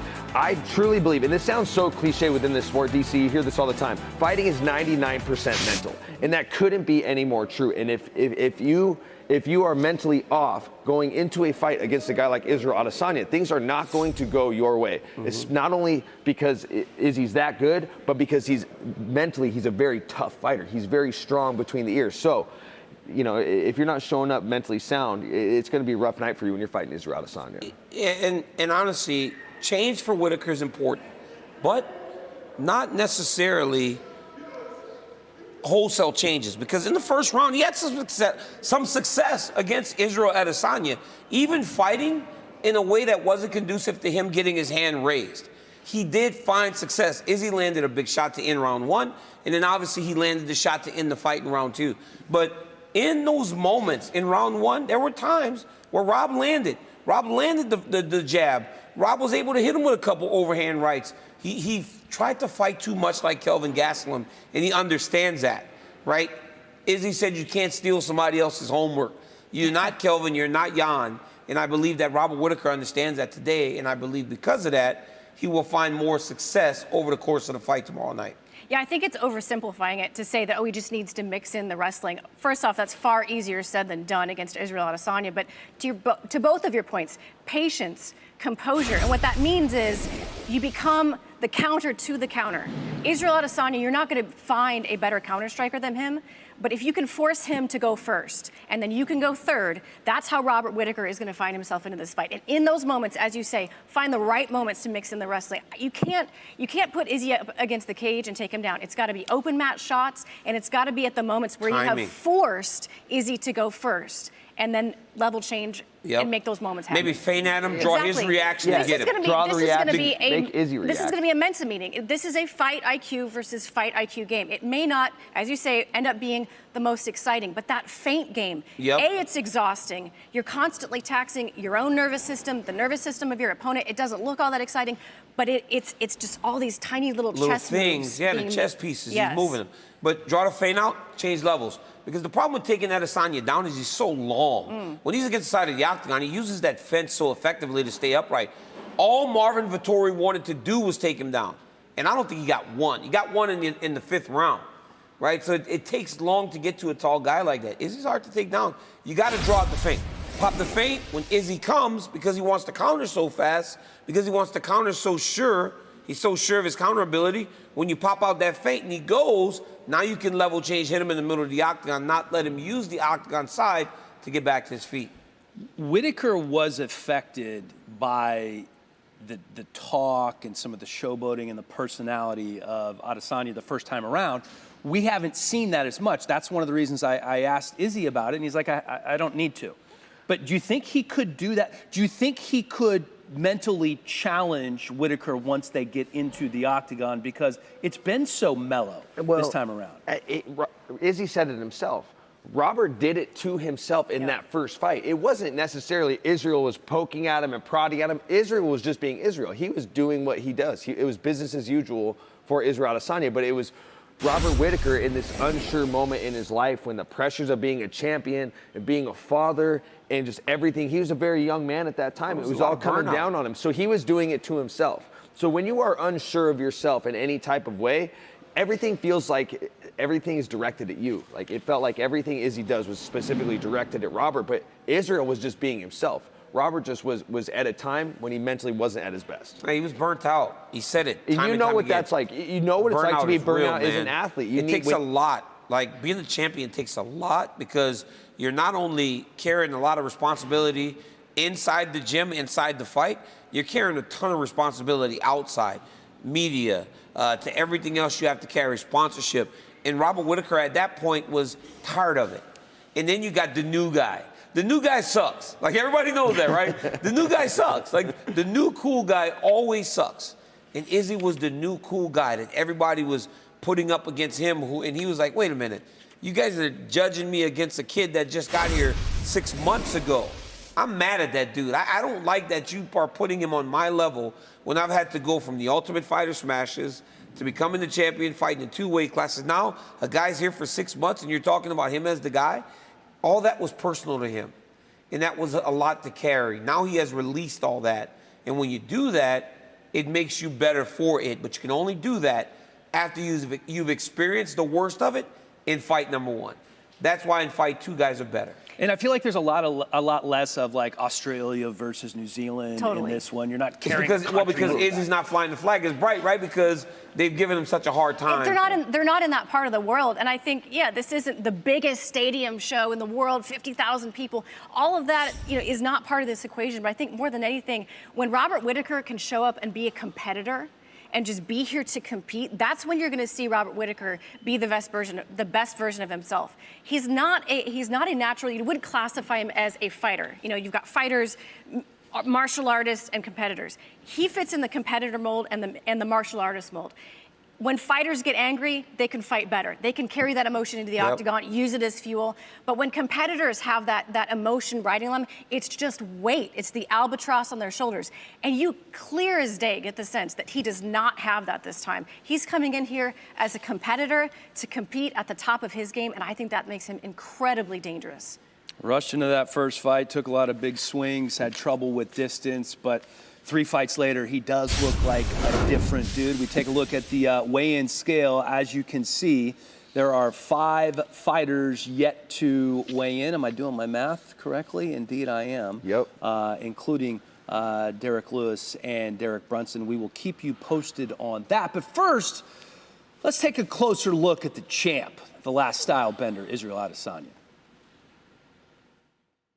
This guy right here is a guy that no one ever calls out. I want to test myself against everyone of this era who's a beast. That is an aggressive, powerful man. Scariest dude on this UFC roster. I just pick and choose pretty much. I've always kind of done that low key. And I don't pick easy fights. I pick the toughest guy in the division at the time, and I go after them. After dominating Yoel Romero, I did what I had to do in a fight. I touched him up, and still. Brazil's got a middleweight contender, Paolo Costa. Living la vida Costa. I'll see you soon, boy. and Paolo Costa. This is not looking good for Paolo Costa. He's getting picked apart here. Oh! Knockdown for Adesanya. Wow. That is it. Adesanya had cleared out the middleweight landscape. He has left Anderson Silva, Kelvin Gaslin, Robert Whittaker, Yoel Romero, and now Paolo Costa in his wake. So extending an undefeated streak at 185 pounds meant facing the division's elite for a second time. Fastest man in the world, baby.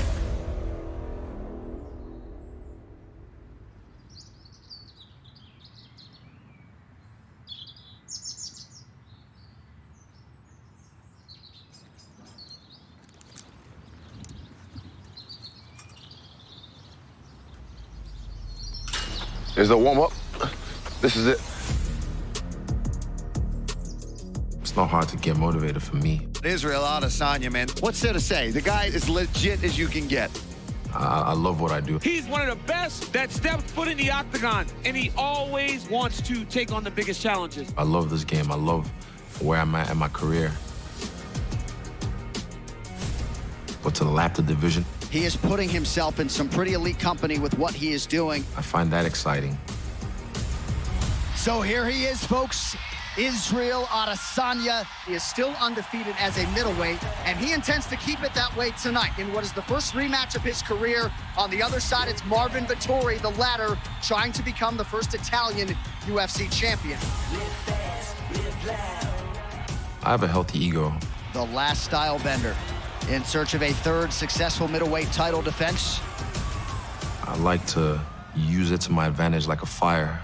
Use it to make life. What we're seeing here is that Izzy evolved considerably since their first fight. And he's also so much more comfortable. I mean, he's the champ now.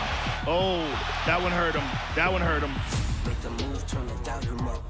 Give them tune P's and Q's if you're down with us. Shake the room, let the sound erupt. Make it cool till they feel it in the atmosphere. But then if I fan it the wrong way, it could burn my whole down, so. All the stuff that Izzy's been doing is starting to pile on, and Marvin is fatiguing. That can go two ways, but right now, the way it's going, it's in my favor. This fight was all Israel Adesanya. Shows true dominance. Israel Adesanya once again dominated Marvin Vettori. Who wants to get this next ass kicking? Because he's cleared out his division. He lapped the division at the top and then did it again. And the path to UFC middleweight golden glory still goes through Auckland, New Zealand. That motivates me, so if my next 3 fights are rematches, it doesn't bother me.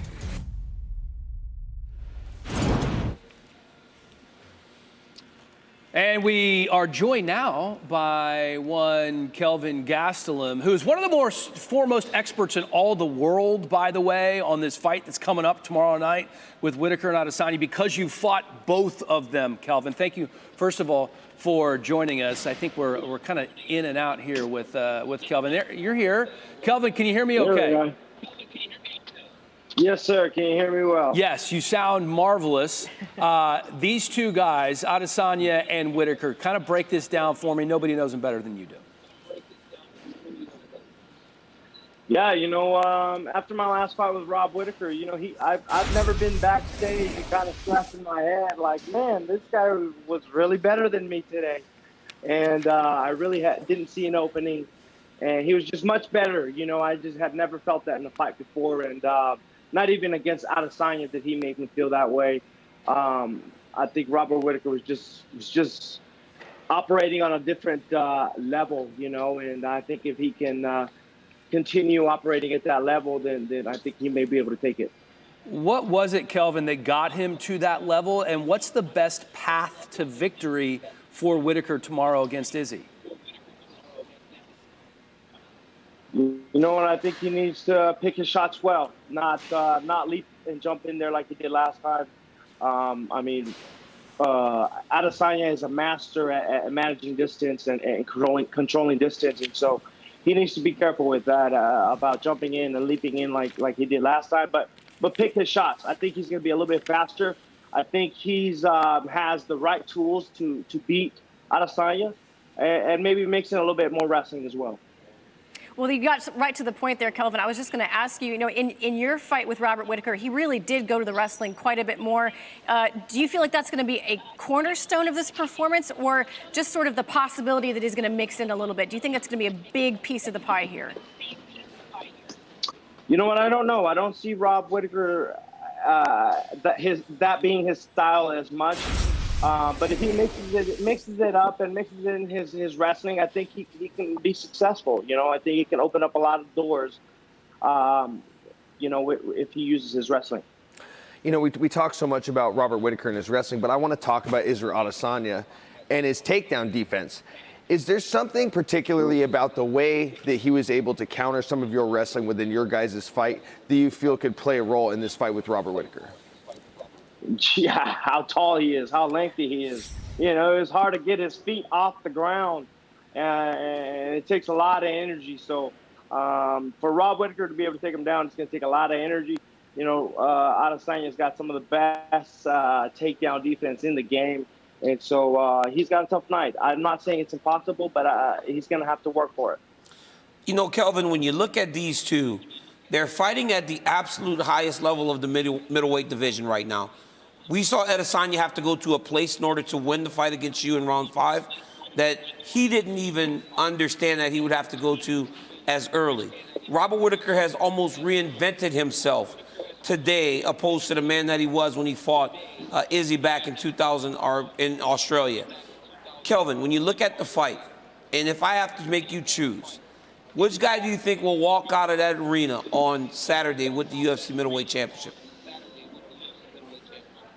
You know what? That was one thing that surprised me about Israel in our fight, was his ability to dig and go to that place that not a lot of people can go. I mean, for him to be able to say that, I'm prepared to die, to go to those dimensions in your mind, physically, spiritually, not a lot of people can take it. And so that surprised me. I knew I could dig. I didn't know how much he could dig. And at the end of the day, it's about who can dig the most. And you know what? He surprised me by how much shovel he can pull, Well, I'm digging the fight that you have coming up in April in Jacksonville. Nasruddin Imavov, the 26-year-old who is now ranked. You have been fighting some incredible fighters, some of the best in the division the last few fights, and now you have a really good up-and-coming prospect. What do you have to do in this one to get this win? Yeah, this is probably one of the most important fights of my life, and so I'm taking it that way. I'm preparing like I never have before. I moved out here to Arizona with Henry Cejudo's team at Fight Ready, and made a whole lot of changes in my game, made a whole lot of changes in my life, and got out of that comfort zone that I believe was part of what was setting me back. And so expect a different Kelvin Gaslin, expect a reinvention, expect a new start. This is what it feels like. It feels like a new start in my career, and I'm excited to show you guys. Well, you know what they say, Kelvin, sometimes you have to be comfortable being uncomfortable. What's the biggest change you've made in the Octagon or outside the Octagon since your move to Fight Ready? Yeah, the way that the approach to training is completely different. I have a team surrounded around me, a whole team that we meet twice a week. We go over game plans, we go over goals, we go over strategies. And I've never had this kind of training where we communicate this much, where we're setting goals, weekly goals, daily goals, and smashing those goals. And we're going all the way to the fight with this. All right, Kelvin Gaslin, fight coming up in April. Thank you so much for your expertise, my friend. You have fought both men that we're going to be seeing tomorrow night in the main event, fighting for the middleweight title. Safe travels wherever you are. Thank you, gentlemen, ladies, as well. All the best. Thank you. All right, that is Kelvin Gaslin. This is Andre Orlowski, who stepped to the scale a short time ago. The 37th UFC fight for the Pitbull. Yeah, 54 pro fights, and I've been waiting to spit this statistic out. Between him and Roxanne Modafferi, you're talking about 104 pro fights. I mean, that is just so impressive. Crazy. And he says he feels better now than he did in his 20s, and I feel like a lot of fighters, as they get older, would say that. But his performances have been proving it, because he's won 2 of his last 3, and he's constantly evolving every time he goes out there. He's not afraid to change camps, whether it's going to American Top Team or training at Jackson Wink or making the moves necessary for him to evolve as a fighter and continue to put on the performances that he has at 43 years old, DC. And here is Nasrat Haqparast. He is looking to rebound after that loss to Dan Hooker in September. I feel like there should be an asterisk next to that loss, considering what he had to go through to get to that fight. And he tips the scales at 156 pounds. Look, this is a guy that went into that Dan Hooker fight. He had visa problems because he went back to go to his mom's funeral. May she rest in peace. And he showed up for his fight week the day he's supposed to cut weight. Crazy. Absolutely crazy. Daniel, I'm having some issues with the guy. Here's a look at the numbers for the main event. Both Israel Adesanya and Robert Whittaker have been fantastic since their fight 2 years and 4 months ago. Adesanya's only loss obviously, to Juan Blachowicz. What are you guys doing over there? You're like 2 little kids. You're like wrestling on this set. Guy's messing with me. Like I'm trying to talk about Nasrat Haqparast. I feel like we're mom and dad and the my kids in the hands. back of the car. Look, you know what this is? This guy, you want to talk about someone unsure? He's a little ruffled. I'm sitting here with the belt. He's a little unsure of himself after his performance with the shoe. The things Nasrat had to go through the day of, and I go, no. He's like, no. He didn't know if he was supposed to answer me on the air or like off air. I was like, he's like, look at me dead in the eyes. Don't mess with the new guy. Hey, can we talk about this main event for a minute? Yes. Israel Adesanya, one of the biggest stars in the sport. He just gets that new contract. Hey, it's big dope. It's big money, maybe second only to Conor McGregor, which is what he alluded to. I guess my question is, when you sign a new contract like that, does that ease the pressure, or does that put more pressure going into this fight? Financially, he's good. He told us in the fighter meeting, if he was going to retire from money, he would have did it 3 fights ago. He said his dad is that good at helping him manage his money, investing it in the right place. This is just, he loves the game. So I don't know if the contract is as big a factor as it would be for other people who are still chasing that money. Izzy's been the champ, so he's making money as the champ, but he's done a good job of managing his money. So now he's still doing it for the love of the game. So I don't know if it's pressure on either side, Helly. Matt Danger Schnell on stage right now. They have brought out the It's a bit odd for me. curtain. It's a bit odd for me because last night I was going to the elevator and I saw Matt Schnell going to do his weight cut, and him and his partner, Adam Antolin, were telling me how light he was, how easy it was going to be. They were just going to do the weight cut. It wasn't a problem. They were fine, but so it's very surprising to see that he's this late and having to use the curtain. 126 pounds, the official and now weight he makes for 126. Matt Schnell. But look at that. So I was just I just didn't answer him. So he starts pinching me, moving me, but I'm a pro. I'm a pro, Helly. He done untied my shoes and everything, but I didn't even miss a beat. You never tie your shoes. I did not You never miss tie a your beat. shoes. You never tie your shoes. Hey, I did not miss a beat, but Matt Schnell makes the weight. Very surprising. I'm telling you, last night, guys, they were sure. It seemed like, oh, he's only 5 over. Maybe the scale was off. It was that, maybe, because it was that much of a, he's fine. But to be Or maybe that was just an 'cause it was hour you that they I mean, were it's trying an to tell you hour that. it's an hour and 20 minutes in the weigh-ins. Yeah. You're a small guy. You want to be one of the first to step on the scale. Well, and this fight got scratched before. You know, both of them had weight issues the first time this fight was made, so maybe both of them need to think about a bump up in weight division. You're like, the poster child for, look what you can do if you when just you go up up, a division. Just like he's that guy now. And I forget sometimes that you fought at 155 because it is absolutely wild to me that you could make that weight. Wild. We do have 3 who have not made weight yet. Derek Brunson, Derrick Lewis. I don't really have to worry about Lewis. I think he's going to be fine at heavyweight. He might get an extra workout and Adam with his wife to Moicano shake the weight off. is the 3rd fighter that we're waiting for. Any concerns on Moicano or Brunson? No, I mean, I've never really. With Moicano being up a weight class, I would be really surprised if he missed weight. And Brunson, I mean, there's too much on the line for Derrick Brunson right now. 100%. He's playing games. Well, I mean, you don't want to play games with the scale. No. You don't want to. You would know a thing or two about playing games. You don't want to. You know a thing or two about playing games with this scale. What do you mean? You know what I mean.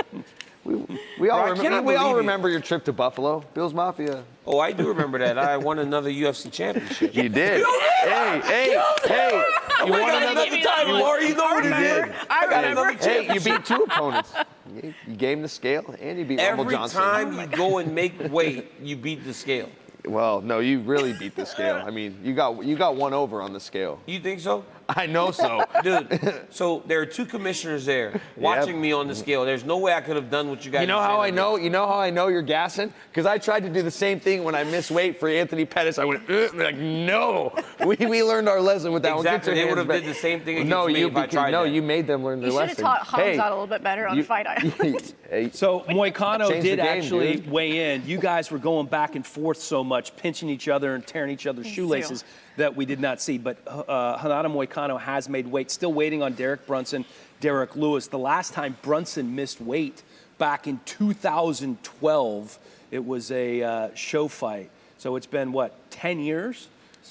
Against Kendall Grove. That's Kendall crazy. Grove. That's Thank how much you for being Brunson's the been adult around. here, by the Show way. fights, Listen, strike Mom fights. and Dad, the 2 little ones over the here. Kids in the back, we got to draw a line down the middle there. The beauty Don't cross the line. My annoying big brother. The beauty in Derrick Brunson is he has to understand what's at stake here, right? He's got to know. He's one of the last. We were talking about this the other day. He's one of the last guys left, or people left from Strikeforce. He's one of the ones that haven't fought for a championship. So it's opportunity, man. You cannot mess this one up. You just can't. Can Izzy afford for his legacy to mess this one up? Obviously, like I said earlier in the show, he's already on the Mount Rushmore of middleweights. There's only one, I think, that's better than him in the history of the division.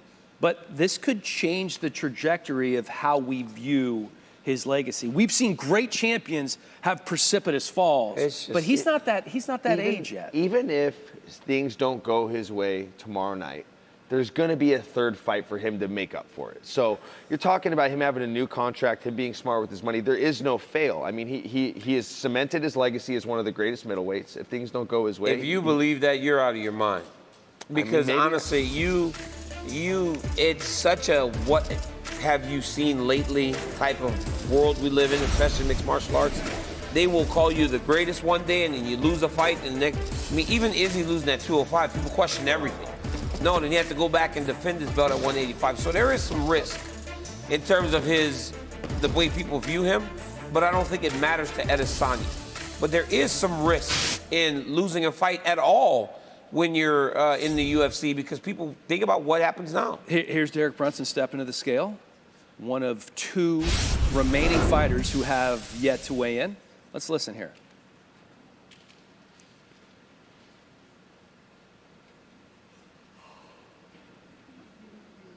$185.5, the official weight for Derrick Brunson would be a little brighter at the scale. I was expecting a little more bleach. I think maybe Brunson just started the weight cut later, right? Some people just don't rush. Like some people sleep in if you can, So good to see him make the weight and go into the #1 contenders fight. Something he's longed for so long. What do you think about him calling his shot and saying, I'm going to retire in 2 fights? I didn't necessarily like that. I didn't think I think that's scary. I don't think that's very smart for a guy that just is on the cusp of winning a championship. You're that close. You're so close. Why would you say that? Well, it was like George St. Pierre. Like George St. Pierre almost, I think GSP agreed to continuing to get the opportunity to fight Mike and then goes, I'm good. But with all due respect, there's GSP and then there's everybody else. No. I'm telling you that even George had to say he was continuing. Right. So for Derrick Brunson to say, I could win this one and then win the championship and walk away,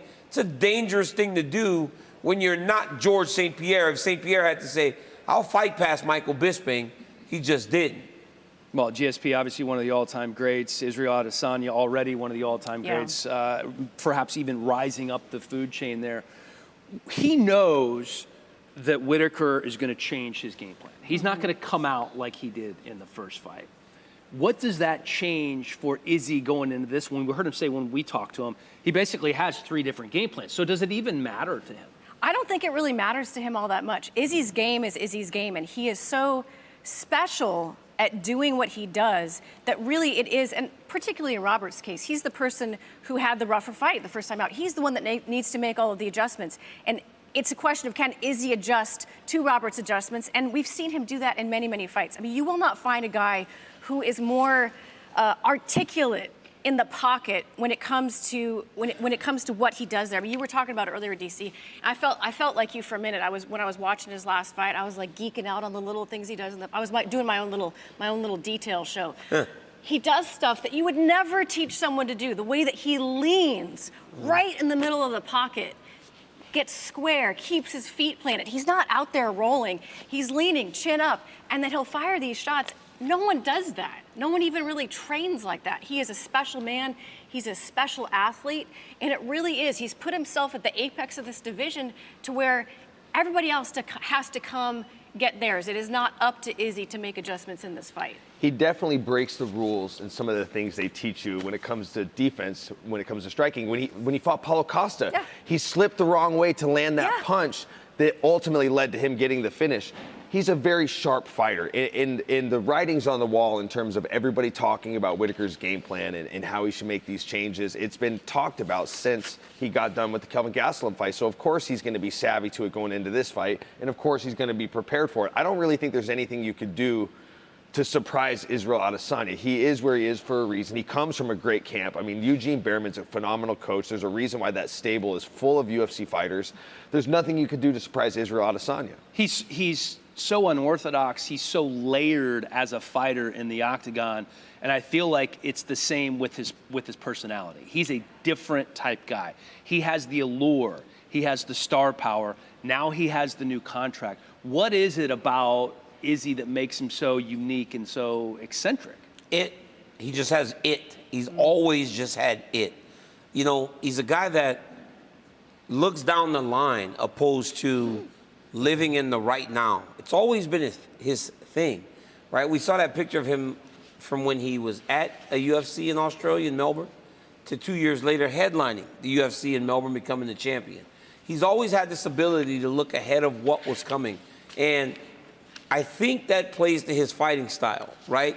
That's why he can counter so effectively, because he knows that Robert Whittaker split step charges. He knows, okay, I know that, so I know what I can fire. You know, he told Joe Rogan one time, he goes, I don't throw in hope, I aim and I fire.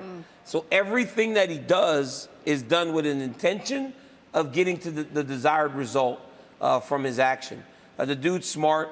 He's an absolute star. People love him. It does not matter age, race.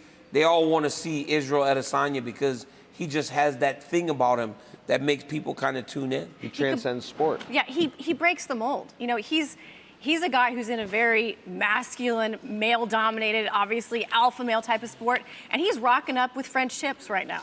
I mean, this is a guy, when you say he's got it, to me, what it is for him is just he is unapologetically himself. He's artistic. He dances. He wears an earring. He dresses the way however he wants to dress, and he owns every single ounce of it. And then you add on that he backs it up with every single thing that he does inside the octagon. That's what makes it. When you can be unapologetically yourself and get it done in spectacular fashion, that's a recipe for stardom. And he's been doing it from Jump Street. 2018, Rob Wilkinson, that fight in Australia, and then the post-fight celebration where he just takes a whiz Whizzed all over the octagon. He did it as he didn't actually do that, but on Fox. He walks up the stands, turns towards the pillar, and goes, I'm just marking my territory. It's crazy. When I think of his UFC debut, I remember he hammer-fisted Rob as he showed up against the fence. He did like a tomahawk hammer fist to his kidney. I was like, that's interesting. We do have some breaking news. There has been a bout that's been called off. Alex Perez, Matt Schnell not going to be fighting. Perez does not make weight, and Schnell's management chooses not to accept the fight. Unfortunate. Is that he was 3 pounds overweight. It's time for him it's to kind go of up crazy, a weight right? Because class. I would like to see the amount of body weight that he missed by, opposed to William Knight Yeah. missing by over Grisham. We got some smart people in the truck. They'll tell me eventually, but like it would be the equivalent of X% body weight. The amount of weight, the body percent that the 3 pounds at 125 is, opposed to the 12 pounds at 206 pounds, William Knight, because Grisham's fighting him. Yeah. But ultimately, that's him flying overseas. Without and my all that, too. calculator for you, DC, I'll do it real quick. You know, I talked to Perez about him going up a weight class, and he said that it would be like 205 pound away and 210. Yeah. I was on my way to put get 8 that. on top of that. Put 8 on top of that, and Grisham's like, okay, I'll meet you in the Octagon. And Matt Snell's like, hey man, I just drove from Louisiana. Well, he actually might live in Houston, so he trains in Houston. Yeah, and Fortis MMA. So he's like, I'm good. Yeah, so it's a home game for him. But let me ask you a question on this. I wonder how they handle that in terms of payment, because choosing not to fight. Yeah, that's a good question. Well, maybe that's actually a tough situation. Yeah. Derrick Lewis, the last fighter to weigh in. Speaking of home game, back in his hometown again for the first time since fighting for the interim heavyweight title against Cyril Gane. He talked about the pressure, the moment. He felt it squeezed him maybe a little too tight. And, 266 pounds, the official weight for right on Derrick the right on the number, on the nose. Thank you all for coming out. We'll see you over at the arena for the ceremony. Way more chill and composed this week. He looked nervous I against was just Cyril going to Gane. say, when we interviewed him on this crazy. show, he looked nervous. Not at all this Even week. walking Not to at the all. Octagon, he looked like almost fearful. Now that he's had that moment, do you ever have that moment again? Right? Is it always the first time when you're facing that type of fight, DC? There's a lot of expectation when it goes to fighting for championships, man. Regardless of what that championship is supposed to be, interim, undisputed. Did you feel it every time though? You get nervous, but Derrick, it was something different. I think a lot of the issues and Derrick has is that he fears fatigue. And understands that, man, I'm going out here for 25 minutes, and if I get tired, it doesn't really go well for me. And the dude even told it at a fighter meeting. He goes, honestly, man, he goes, I'm so tired, DC, when I'm in there. He goes, it's not like I get hurt. He goes, I kind of just like shell up, and then the fight gets stopped. So it's almost like he gets so tired that he almost gives up on himself inside the Octagon, which is very sad. Well, and he said again that he wants to finish this one, obviously, as early as he possibly can. I think that's always the plan for him. He said 3-round fights for him for a while right now, until he loses weight and gets in shape. Let's do a little rapid fire. Sure. You guys ready? Yeah. All right. We'll start with Sanko. Buy or sell? Izzy will pass Anderson's 11 title defenses for the most in UFC middleweight history. He has 5 right now. I want to buy it, but that's a lot. Yeah, more than That double. is a lot. You know what? I'm buying it. I'm buying it. He's young. He has plenty of time. He does. He's already lapped most of the division. I mean, I buy it. I buy it. Yeah, I buy that for sure. Shooting from the hip. I think he could definitely surpass that. DC, you can't answer.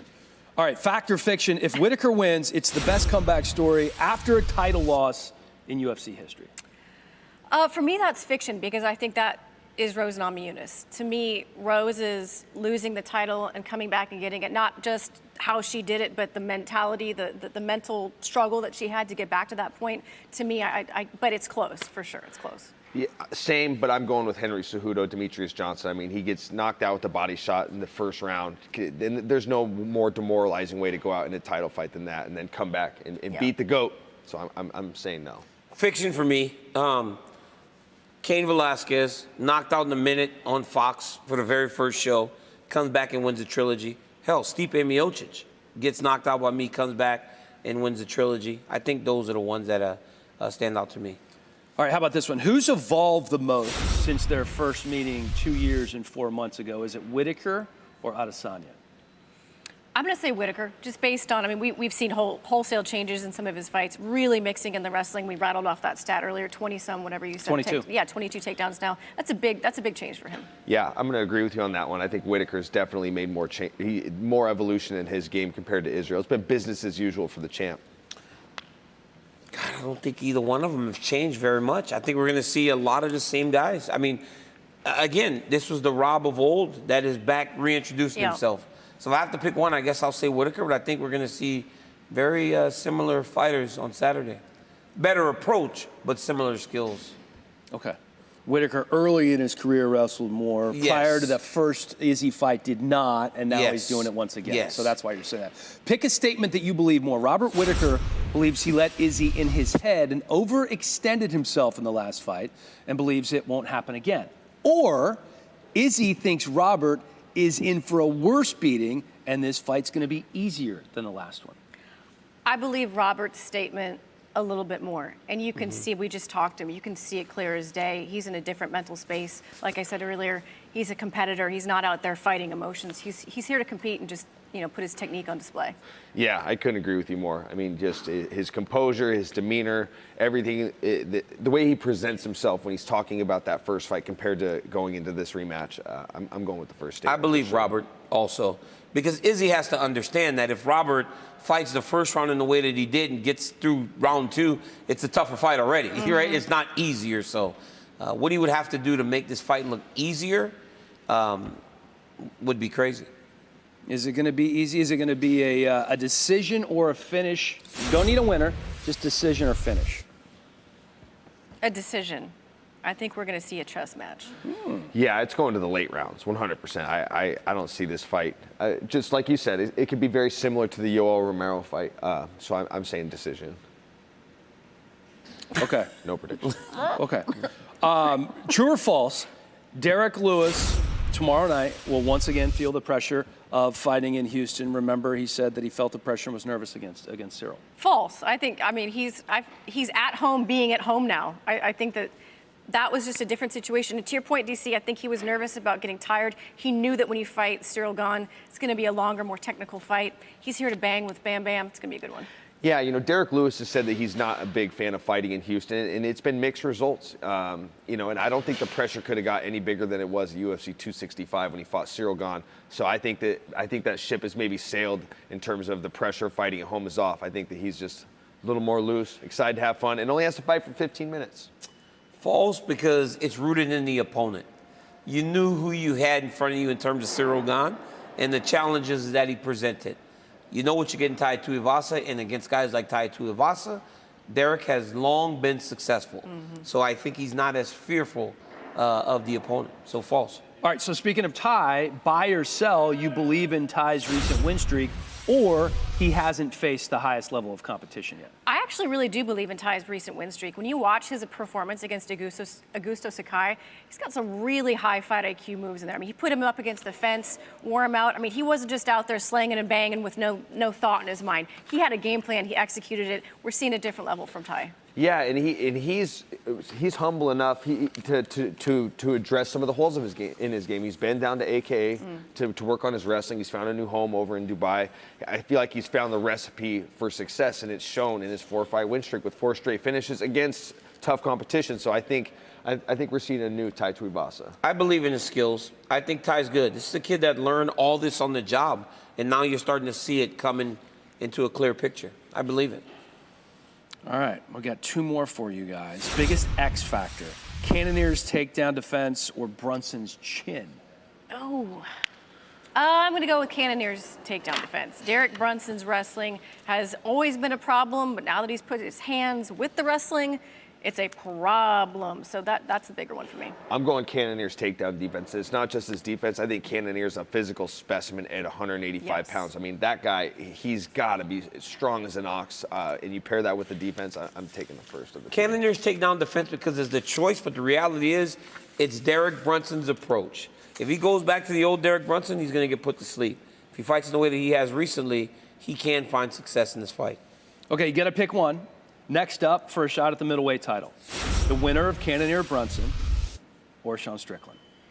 I really like Sean Strickland, but his last performance, even he was not, over the moon about it. I think the winner of Cannonier Brunson is the right one.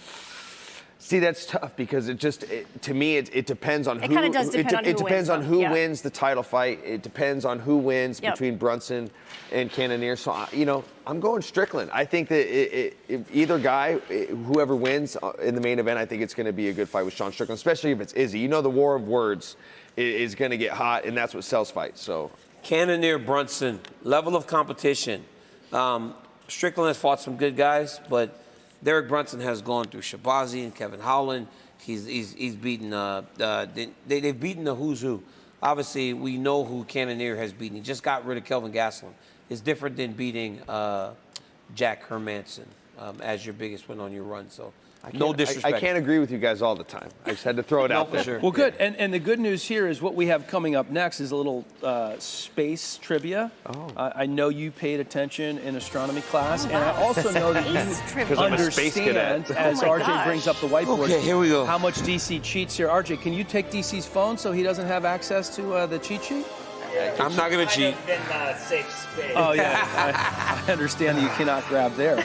Quite all right. You know, this takes me back to the first weigh-in show when DC gave us the speech about, listen, I've wrestled in Russia, I've wrestled against the Hey, Mike, I'm gonna ask you this: are you enjoying being back? Yeah, I am. There's a reason you weren't back for a long time. I've wrestled the Sidakov. There's a reason you haven't been back. I've wrestled the Sidakovs. There's I've wrestled the Sajilayevs. Do you enjoy If being there's here? anybody that knows how to spell Islam Makhachev's name, it's me. Okay. All right. Keep acting this way. I am going to keep acting this way. Dad. That's fine. Dad. Can we start the Dad, contest? get us back on track. And I will love my annual weigh-in show I get once a year. Listen, there's champ, Cape baby. Remember Canaveral that. and there's Houston. Those are the two space cities, the space capitals, and we're obviously in Houston. So I'm going to ask you a planet question first. Okay. What planet is closest to the sun? This is maybe the easiest question. So if you don't get this one, you might just want to give up. All right. The answer, which planet is closest to the sun? Go ahead, reveal, guys. It is Mercury, and you are incorrect. You can walk away now, or you can continue to embarrass yourself. Earth is the blank planet in terms of distance from the sun. Is the blank planet in terms of distance from the sun. Ooh, I don't know if I have this one right. I'm not super confident. Hey, you've got to guard your whiteboard. Yeah. Just remember. Yeah, it was actually the name of a television show. It a sitcom. was. It should be easy. Yeah. All right, you guys can turn them. Wait. Oh, No. All right, I'll leave it. Yeah, you cheat. Right, I did. I know. You can. And you wrote fourth planet. I had third. I had third. Third, then you changed it. Huh? Yes. I'm sure. Okay, which planet is the farthest from the sun? Which planet is the farthest from the sun?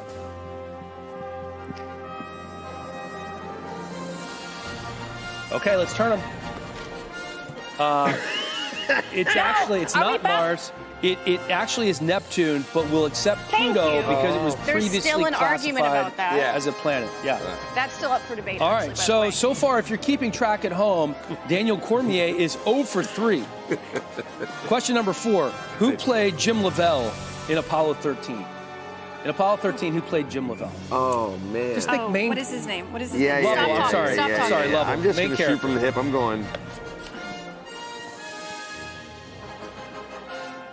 Apologies to Jim Lovell. All right, we ready? Hold on. Our turnip, Sanko. You can't have forever here. Yeah, bro. Come on, man. This is great. Yeah, Kevin Costner, no. The guy in Sleepless in Seattle. Tom Hanks, yes. Does that wasn't count? Kevin Costner? Or was it me? No, that does not count, Sanko. Dang, I couldn't remember his name. Oh, my God. I'm really struggling today. All right, here we go, guys. I gave you a little hint earlier. In what state is the Kennedy Space Center, where NASA rockets and shuttles launch? The Kennedy Space Center, what state is it headquartered in? I just told you at the very beginning of the segment the two space capitals of the United States. Oh, I might. No, I'm confident in this one. You are? I feel like it, yeah. Okay, that means you're probably not. Let's turn them. Virginia, no. Yes, you are correct. And Florida, Where yes. did Virginia come from? Cape Canaveral, Florida. Oh, Cape Canaveral, yes, Florida. DC, through 5 questions, has not answered a single one correctly. If you don't get this one, just eliminated. quit. We are Quit the taking Oklahoma State's certificate of education. Okay. Who was the first man to walk on the moon? First man to walk on the moon. He's the most famous astronaut of all time. Why am don't get I'm this. actually Oh my drawing a gosh. blank.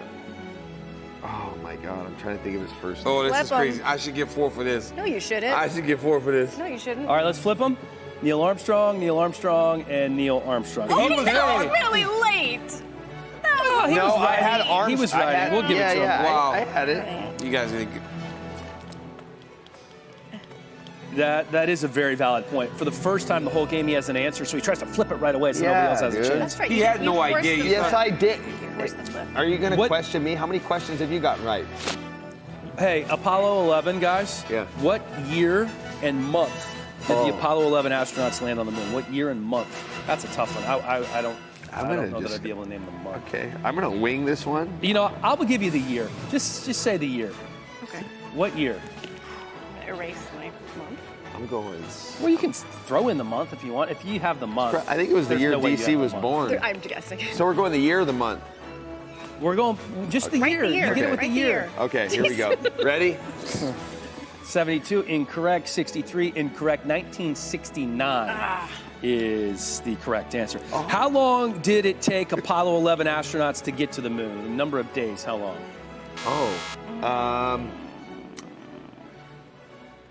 I got it. Okay, it was single digit days. It was less than a week. I've got it. Okay. I'm confident. Really? I'm very confident. Okay. Ready? All right, less than a week. Turn them. 3 days is incorrect. 3 days is incorrect. DC has changed his 5 days is also incorrect. So you cheated and still got it wrong. I was looking at you. I was looking at you. He goes, I see this, and I was like, oh. The correct answer was 4 days, so you guys had it bracketed. Who was the other Apollo 11 astronaut that remained? These are hard. Oh my gosh. That remained in lunar orbits as Armstrong and Buzz Aldrin landed on the moon. The other Apollo 11 astronaut that remained in lunar orbit. I mean, I would have no idea. This is impossible. I got this one. I got this one. I think somebody's feeding Quiesa. And I'm not spelling this last name right, but I'm going for it. Well, then, you don't have it right. I Because think it's not like No idea. Ready? Yeah, turn him. William Shatner. You should get that Buzz Aldridge. No. I don't even know who that is. William Shatner. Michael Collins is the correct answer. I've never even heard No of that relation. Hey, so to, listen, our God bless producer you, Michael. actually Come is like, on. these are all of his questions. They let Richie choose because like Richie like knows all this Okay, nerdy stuff. final question, No, he guys. doesn't. We're gonna Dude, cut you're this a little crazy. short because it's so challenging. Who was the first human in space? The first human in space. Can I have your back? Have your back reach?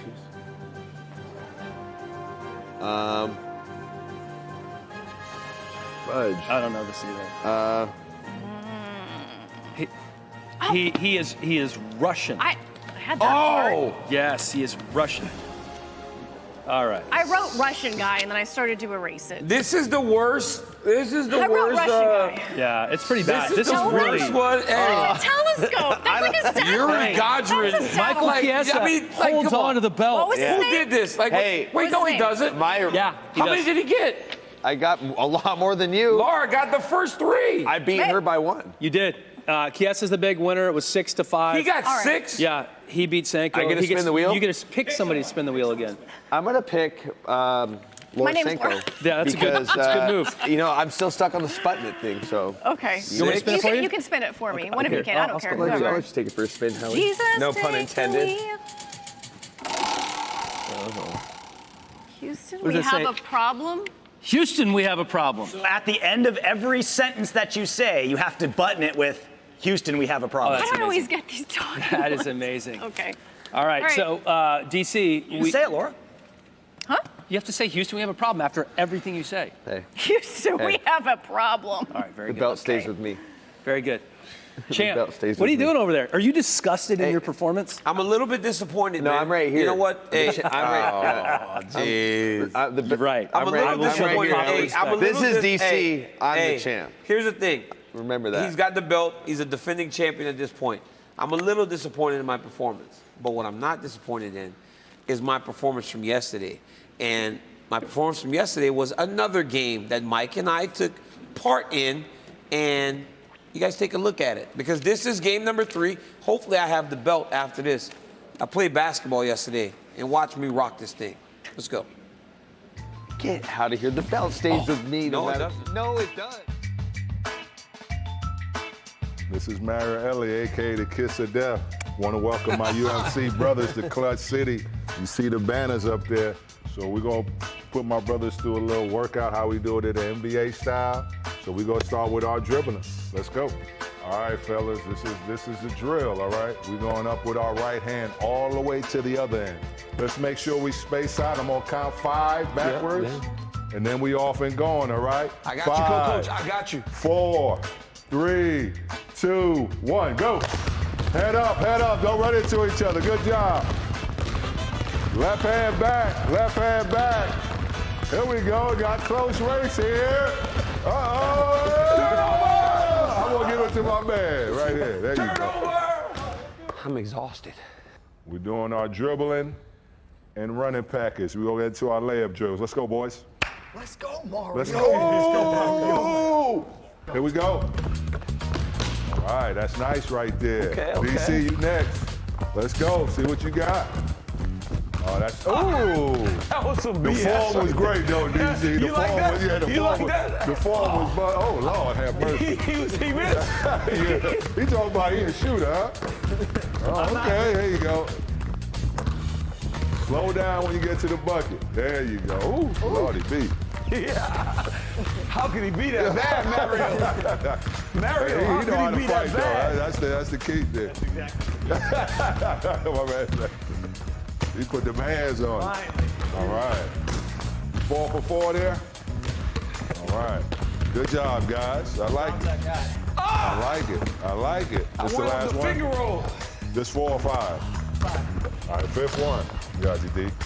You got me, baby? Yeah, I got you, dog. Give me a little assist, man. That's a little jelly fam right there. That's a little New York. That's a little New York jelly fam right there. There you go. 5 for 5. Let's go. My point guard just rolling right now, man. 5 for 5 right here. We're going to our next phase with the UFC brothers. We're going to go free throws, very important part of the basketball game. Who's first up? Ooh, almost. That's off. He's terrible. Ooh, get in there. Oh. Yes. Ooh.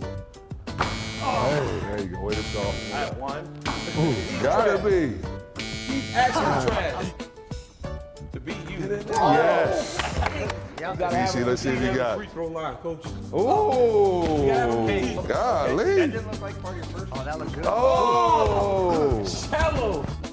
Okay, D. Okay, D. Oh, one-hit wonder right there. Ooh, get in there. Ooh. Ooh. I gotta make that. This dude dominating right here. Nice. Good backspin on the ball. Nice form right there. This dude got it nice and tight. Right? Oh! Mike, look. There's like 4 of us down here, Mike. All we gotta do is just get ready. Oh! You get these two, it's tied up. Oh! Hey, oh! You're shooting like Mayor Johnson right now. There you go. All right, last round. Oh! I like that, dude. Winners win, baby! Boy, that was cold. That was wet right there, boss. That's it. I let him off the hook, coach. All right, the fellas did a great job on the practice court, but we're going to take them to the big court where the popcorn is popping, where the lights are the brightest. So we're going to see how the fellas do from the three-point line on the big stage. So I got my brothers here. They're used to the big stage. Now I'm going to tell them about the big kiss of death three-pointer. Ellie out of the corner for 3, hit it! Mario Ellie with a 3 with 7.1 seconds to play. All right, DC, you up now for the kiss of death 3. Let's see what you got, big fella. Hey, that's in the pocket, fam.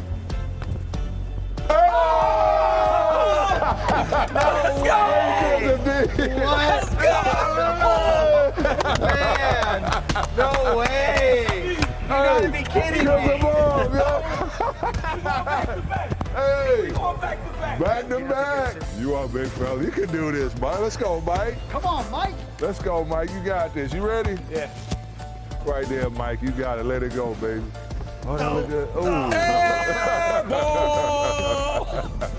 That was cold. You like that? That was nice. Cold-blooded. When is when? One and done right there. I still my want to man try it right again there. when we're done shooting, because that was a You bad ready? shot. Oh, right there in the pocket. Ooh. Oh, man. Ooh. I They got me working all the time, dog. Why you here so early, man? For 3, you got us.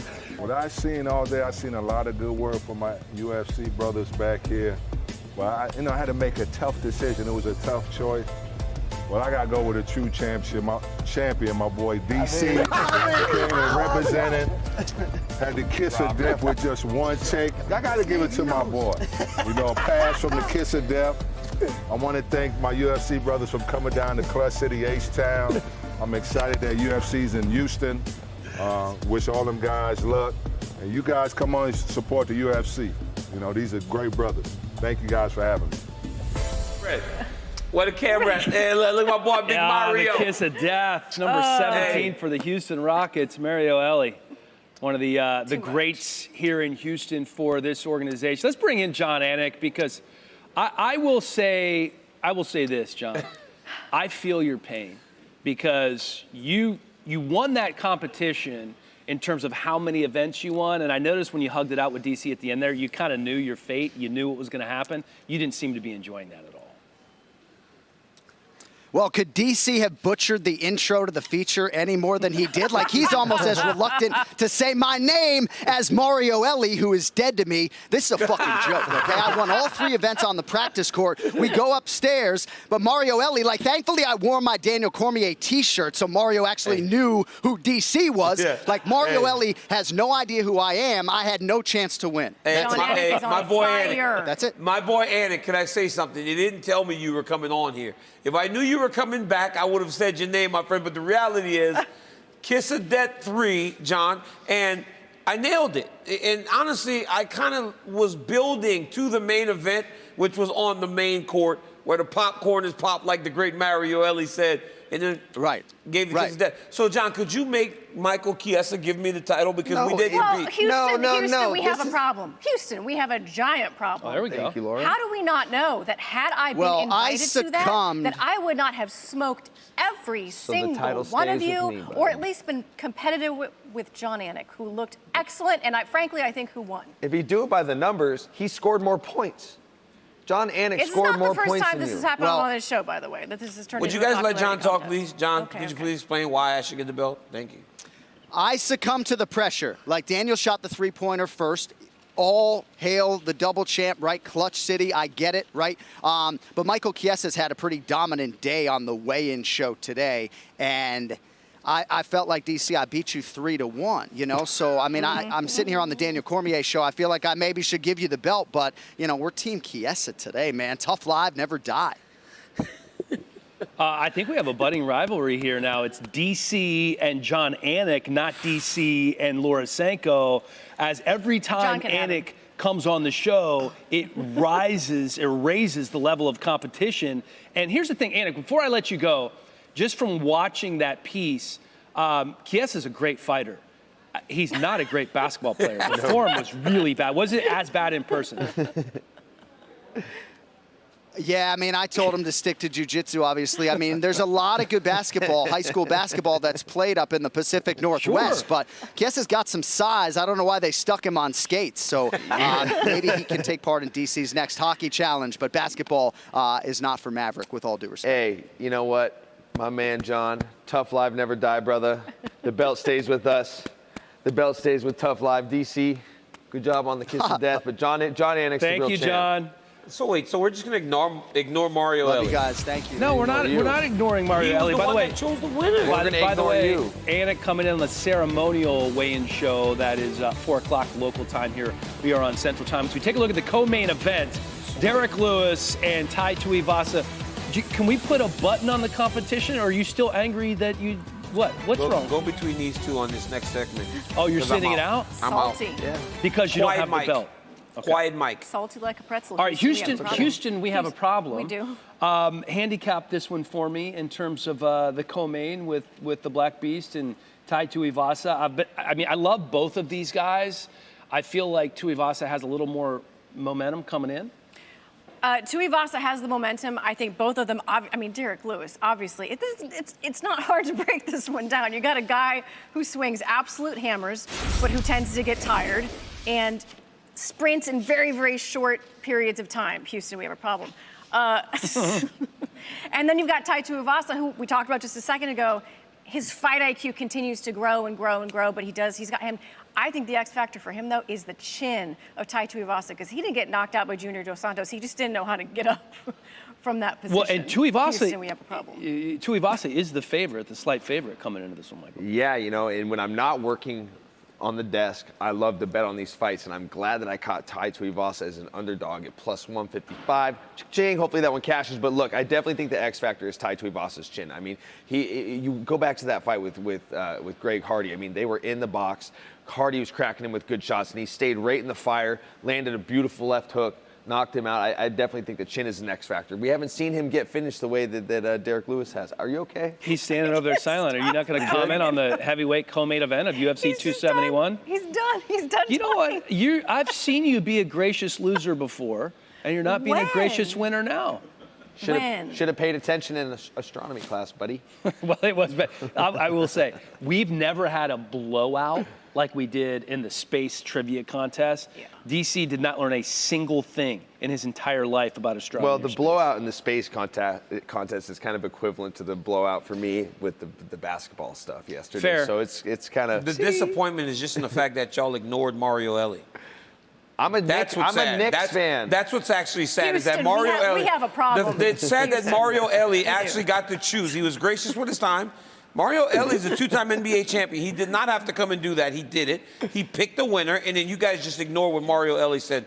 I don't know how the producers are okay with this. He's mad right now somewhere. Okay, I have a new game for you guys. As you know, Derrick Lewis has a great social media game. Okay, so we're going to show you some posts from Instagram. Can you show any stuff on television? I hope so. And you're going to tell us whether the post was actually from Derrick Lewis's Instagram page or not. Like it's somebody else's. Okay. All right. Game on.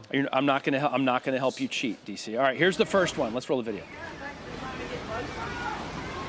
Oh, no. Oh, my God. Is that a hammerhead?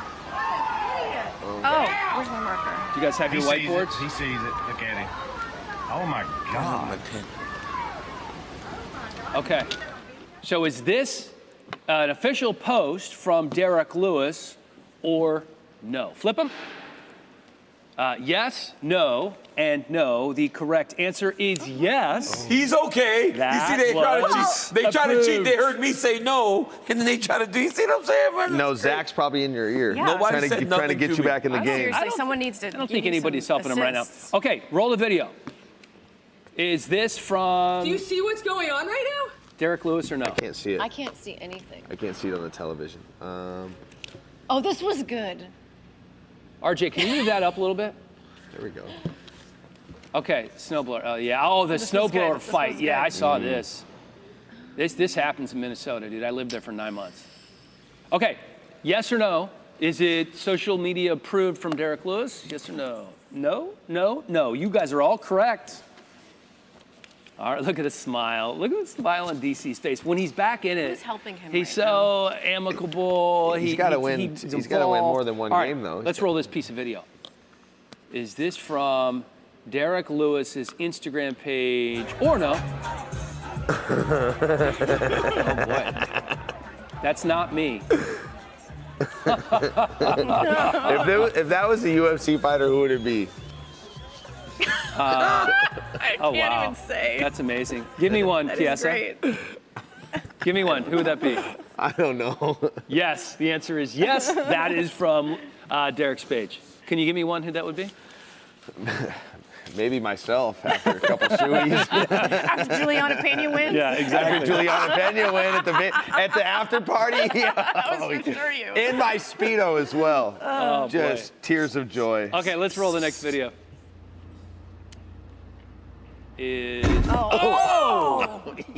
Oh no! Golly. What the heck? All right, flip them. Is that from Derrick's social media page? Yes, yes, and yes. See, you guys. Hell. That's it. End of the game. No. Game's over. Game's over. No, we're only.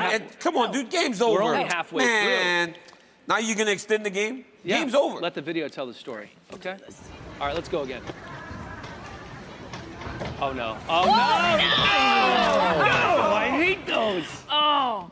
We've all been there to some degree, I feel like. Okay, You done that? turn him. Is this from Derrick? No, you. It is not. I am sorry.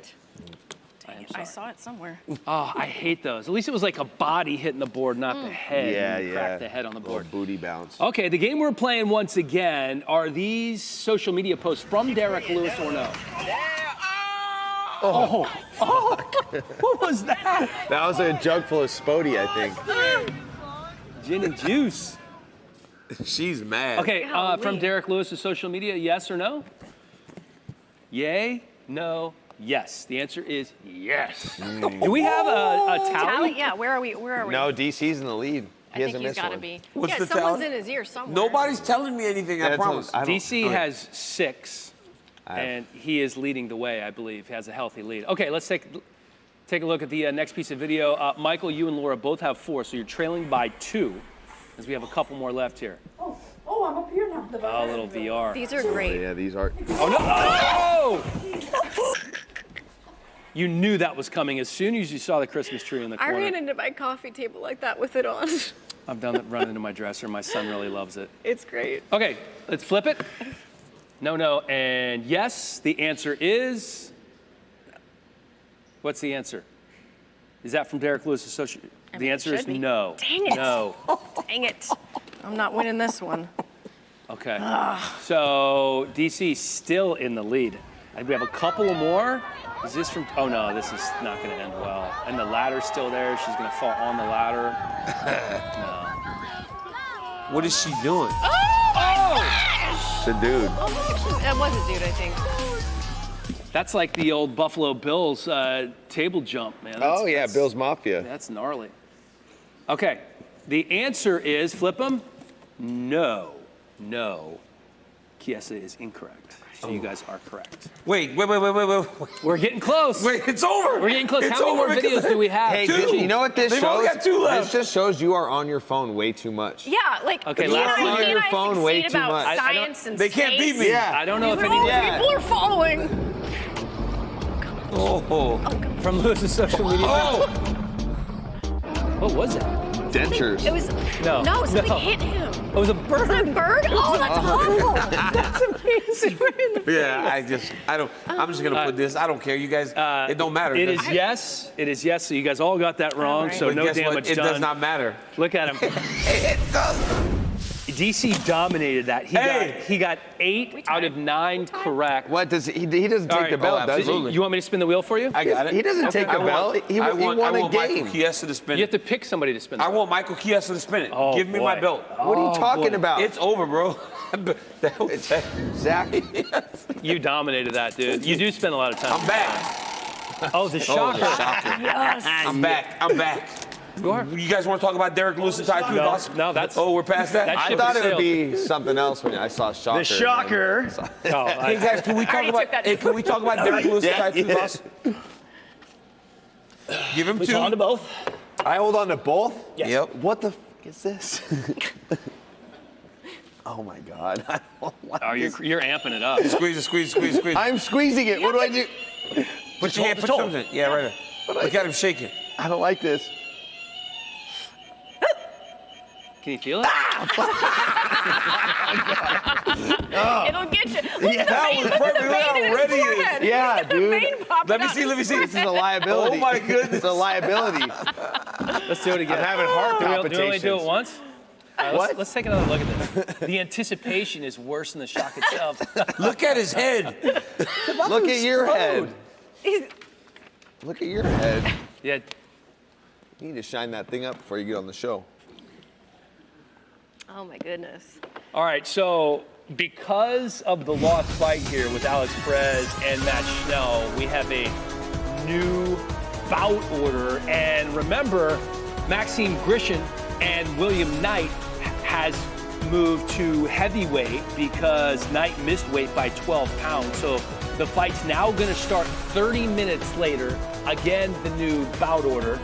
As we take a look at the early prelims, let's take a look at the late prelims now. So Kyler Phillips and Carlos Solberg now in the late prelims. Kyler Phillips was on the main card. Solberg was on the early prelims, and this one's going to be on ESPN. And how about this? Alex Hernandez now on the main card. Wasn't happy on media day that he wasn't on the main card, and he gets his wish now. One of the 5 fights that's going to be on pay-per-view starting at 10 o'clock Eastern, 7 Pacific. What a great lead up this is going to be to Super Bowl Sunday. Saturday with UFC 271, and then Super Bowl Sunday coming up. So we kind of have a tie-in. You want to tie in big events together, right, guys? So we wanted to do some Super Bowl comps, okay, for some of the big players, some of the main characters in the Super Bowl, like Matthew Stafford and Joe Burrow, Aaron Donald.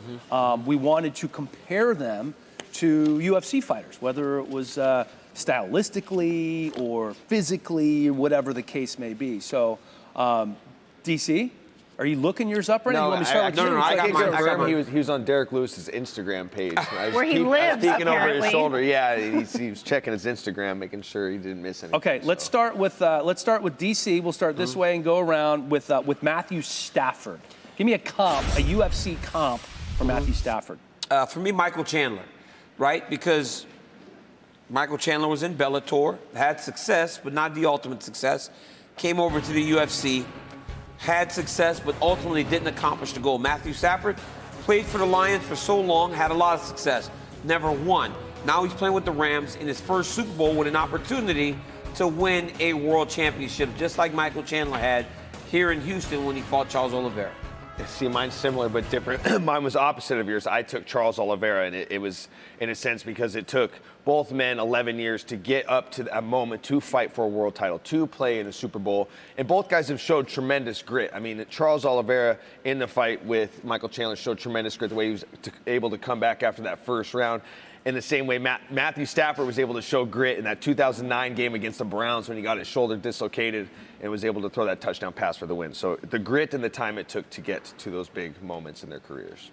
All right, I am going Glover Teixeira for Matthew Stafford. Obviously, he wins the belt at 42 years old. Matthew Stafford, been in the league for more than 10 years, in purgatory in Detroit, well respected, as Glover was a very, very good fighter, finally gets his shot, takes advantage, gets the title. Matthew Stafford had never won a playoff game until he gets shipped off to the Rams. They go all in.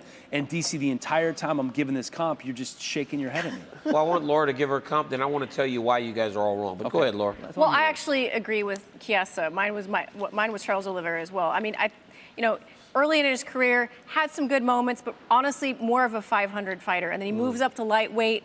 And from that point on, the trajectory towards success is just, a rocket ship. And although Matthew Stafford hasn't, won the Super Bowl yet. That's why you guys are all wrong. But this isn't all about championship and accolades. You pick a guy that has taken this, he hasn't won it yet. He loses Sunday, it's the same. You can't put him on the same level as Charles and Glover yet. Guess we what just did. Guess what we can do? And we it's can do not whatever wrong. we It's want. an opinion. We're entitled to our opinions, our views, our comps. When you sit don't in these tell chairs, don't tell another these human chairs, being their when you opinion sit is in these wrong. chairs, An opinion's an when you sit in opinion. these We're chairs, not talking you're supposed to be facts. professional. We are it's being not an professional. opinion. Don't How tell about this? someone How about their this opinion's wrong. opinion That's on Joe Burrow? unprofessional. We'll start with your opinion first, Champ. For me? Yeah. Okay. I'm not gonna say everybody's gonna talk about Joe Burrow and the flash and all that. It's more than that. You got to know Joe Burrow's story. You got to know that Joe Burrow transferred from Ohio State to LSU. Joe Burrow wasn't always the polished Lamborghini. He is Yuri Prochazka. He's Yuri in Sengoku, fighting in these organizations that aren't on the major levels. Comes over and has an opportunity to become the champion. As Joe Burrow has an opportunity to become champion Saturday, Yuri Prochazka has the opportunity to become the light heavyweight champion down the line as he's the next guy fighting against Glover Teixeira. I wish this was That's a rapid great fire. comp. That's a good comp. That's pretty good. That's a great comp. My only argument would be Ohio State and LSU, not exactly nowhere. No, but I'm just saying. Exactly. No. You can't compare. I'm saying obscure because he was a backup. He was a backup, went and did all that stuff. Heisman, national champ, and a chance to win the Super Bowl. Okay. I suppose you're going to claim him because it was LSU, even though he's from Ohio. You know, Burreux. Burrow. You know it. You know it. Go ahead. So, thank you for the opportunity to give my comp now. I'm going to compare Joe Burrow to Conor McGregor in a couple, and I know he hasn't gotten this championship yet, but I just think to the accuracy. We're talking a 70.4% completion rating, and I think that is parallel to the laser pinpoint accuracy of Conor McGregor's left hand, one of the best left hands in the business. And I also think that, Joe Burrow has the opportunity to become the first NFL player to win a college football national title, a Heisman, and a Super Bowl. And it takes me back to when Conor McGregor was on the brink of becoming the first active double champion when he captured the belt from Eddie Alvarez. So that is my comp for Joe Burrow. Okay. I got one for you may not have expected. How about Dominic Cruz? Dominic Cruz had a WEC title, kind of like, so that was the equivalent of a national championship when he came into the UFC. That's what Burrow had. He was the #1 overall pick, uber confident, big-time prospect. And then he goes on. He's obviously the inaugural bantamweight champion when he got into the UFC, and that is what Burrow is going to potentially be. And they've, they both had torn ACLs as well. That's good. Bam. Check it off. Check it off. Do I get the sign of approval? All right, good job. Sanko, go ahead. I'm almost afraid to give my answer. You make it really difficult to have an opinion. Don't listen to him. Especially when I'm not nearly as confident in talking about NFL as I am about MMA. All right, so let's just go easy, okay? I will. Khamzat Chimaev, okay, wins. Thank you. That's You very get it. supportive. That's You actually supportive. get it. That's so You supportive. get it. Thank you. Yeah, wins everything in his path. To your point, Michael, the national championship, the Heisman Trophy, and potentially a Super Bowl in 1 year. No one has done that. No one has taken the UFC by storm. By the way, Khamzat Chimaev, 254 strikes to 2. That's my comp. Great job, Laura. Thank you, DC. She gets it. I'm glad that you signed How off. could you say I don't get it? Well, you're going to like mine this next one. Okay. All right, let's go Aaron Donald. Oh, yeah. Physical. I love specimen. Physical specimen. But he isn't. He's kind of a runt compared to other defensive linemen. He's short. No. He's just short. Let's not call him a runt because he's short. No, he's massive. He's not massive. And he is fast. He's like, he's not massive. I saw him. He's I think massive. he knows more about football than you. Big legs. He weighs 275 pounds. That's huge. That is huge. Big legs. Huge in MMA. Explosive. Aaron Donald is a physical freak. So you know where I'm going? The beast incarnate, Brock Lesnar. Ooh. Because when Brock Lesnar stepped into the octagon, it was like nothing we'd ever seen. Now, we have seen guys that have played the position like Aaron Donald. But winning those Defensive Player of the Years multiple times and now playing his first Super Bowl, I'm going Brock Lesnar. He took the world by storm, just like my man Aaron Donald did for those Los Angeles Rams. Hey, that's interesting that you picked a guy that won a world title and compared it to a guy that hasn't. Aaron Donald to Brock Lesnar. Anyways, I'm going to give Mike. Hey, no. I'm comparing these. It's my turn to talk. These Defensive Player of the Years. Let me tell you something. NCAA championship. You don't got to go there, bud.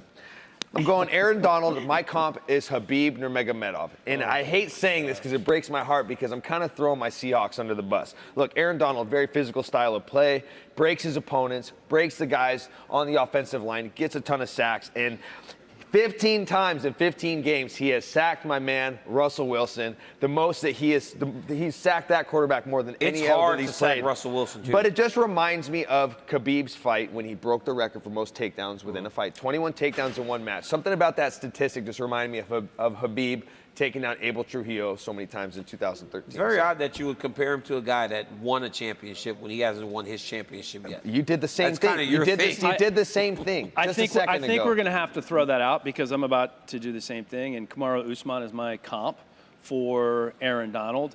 Kamaru was a dominant prospect from the beginning, right? From the time he was on The Ultimate Fighter all the way through. Aaron Donald was a dominant player in the National Football League from the time that he stepped onto the NFL field from Pitt, where he was a first-round pick, but not a super high pick, kind of the middle of the first round, but absolutely dominant. Not just the best defensive player in football, I think the best player in football, and you could make the argument that Kamaru is the best fighter in the game right now. Kamaru's number one pound for pound, best fighter. Of course. Yeah. I appreciate that, and that the GOAT is kind of the conversation that you're having there, and the people are having that about him. But I went more on the physicality, the look. The man has Christmas hams for traps. He has the neck of a genetically gifted draft horse. So I went with Francis Ngannou. Okay. Because to me, other than Brock, and I feel like it's a little bit better comparison because Francis, while you wouldn't necessarily put him in the GOAT conversation, you would definitely not put Brock in the GOAT conversation in terms of MMA skill. But Aaron Donald, not yet either. Aaron Donald's not in People the are having GOAT that conversation talk. yet. Not as the defensive. I'm going to listen to There are Dan so many Henry. outside linebackers, Ellie, that play that position, man. Knowledge, Even the guy, more than even you. Von Miller, Come that's on. playing opposite of him right now. Yeah, but he's more of an inside defensive tackle / DN. Those guys are edge rushers. Yes. You're the NFL I was going to savant. say that. No, I get it. I get it. Okay, I I was get gonna say it. that. I get it. I get it. So I was looking at him as like kind of an outside linebacker. No, he's an interior guy, and in terms of that, he's so unique because you brought up Brock. Brock is massive. Aaron Donald's like 6'1", about 265 pounds, but so powerful, so short to the ground. I mean, you guys, in terms of height, are not that far apart. No, he's not much taller. Yeah. Yeah. Next. All right, let's go. We have another one. We're actually gonna pick our own this time, right? So we had 3 that were set. Who did you pick to give your UFC comp to? Odell, Michael, go. Oh, Michael, go first. Sorry. I had to give some shine to my fellow Washington native, Mr. Cooper Kupp, and I am my comp to him is George St. Pierre, and the reason I comp them both is Cooper Kupp comes in as a third-round draft pick, picked 69th overall, and it reminds me of a young George St. Pierre who came into the UFC at 5-0, relatively flew under the radar when it was a division ruled by the Matt Hugheses, the Carl Parisians, the Frank Triggs. Nobody was really paying attention to a young George St. Pierre when he came onto the scene in the same manner of Cooper Kupp. And he's humble. They both have a tremendous attention to detail. And this season, Cooper Kupp has amassed tremendous stats. 1,947 yards, 16 touchdowns, 145 catches.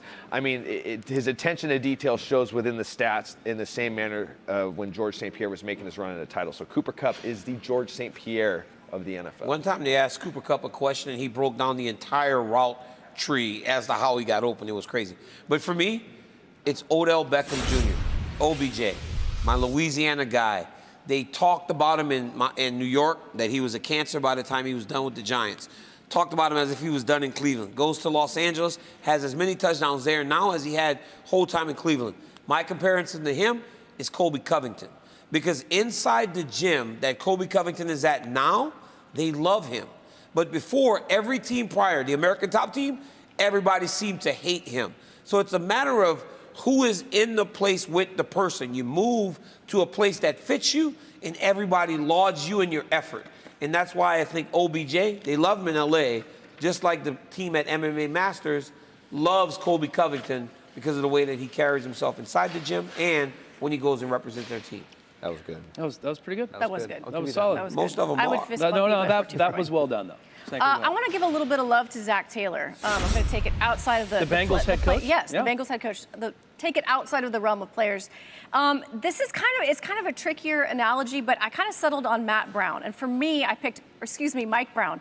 I picked Mike Brown because, his fighting career, while excellent, was not necessarily one of superstardom. And then at ATT, of course, he's helping people get prepared.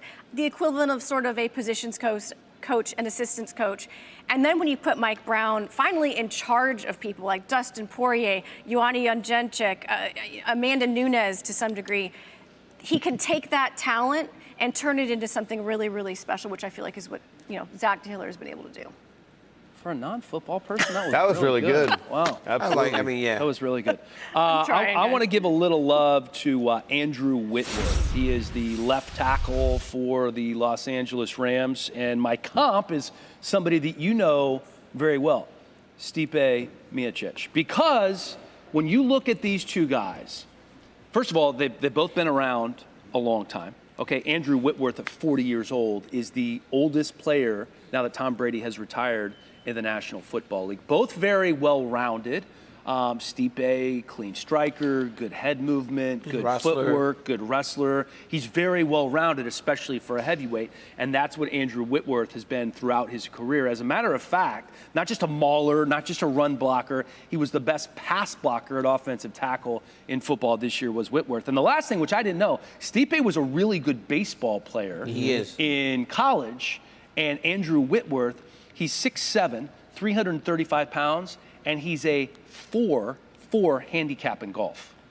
which is really impressive for a man. A lot like DC. Only 6 less than me. That is amazing. So that's my comp. RJ, what do you have? I went with Jalen Ramsey, and he just shuts down your offense, right? You put your best corner on the best wide receiver of the other team, and they shut him down. Defense is fantastic. So he's Anderson Silva.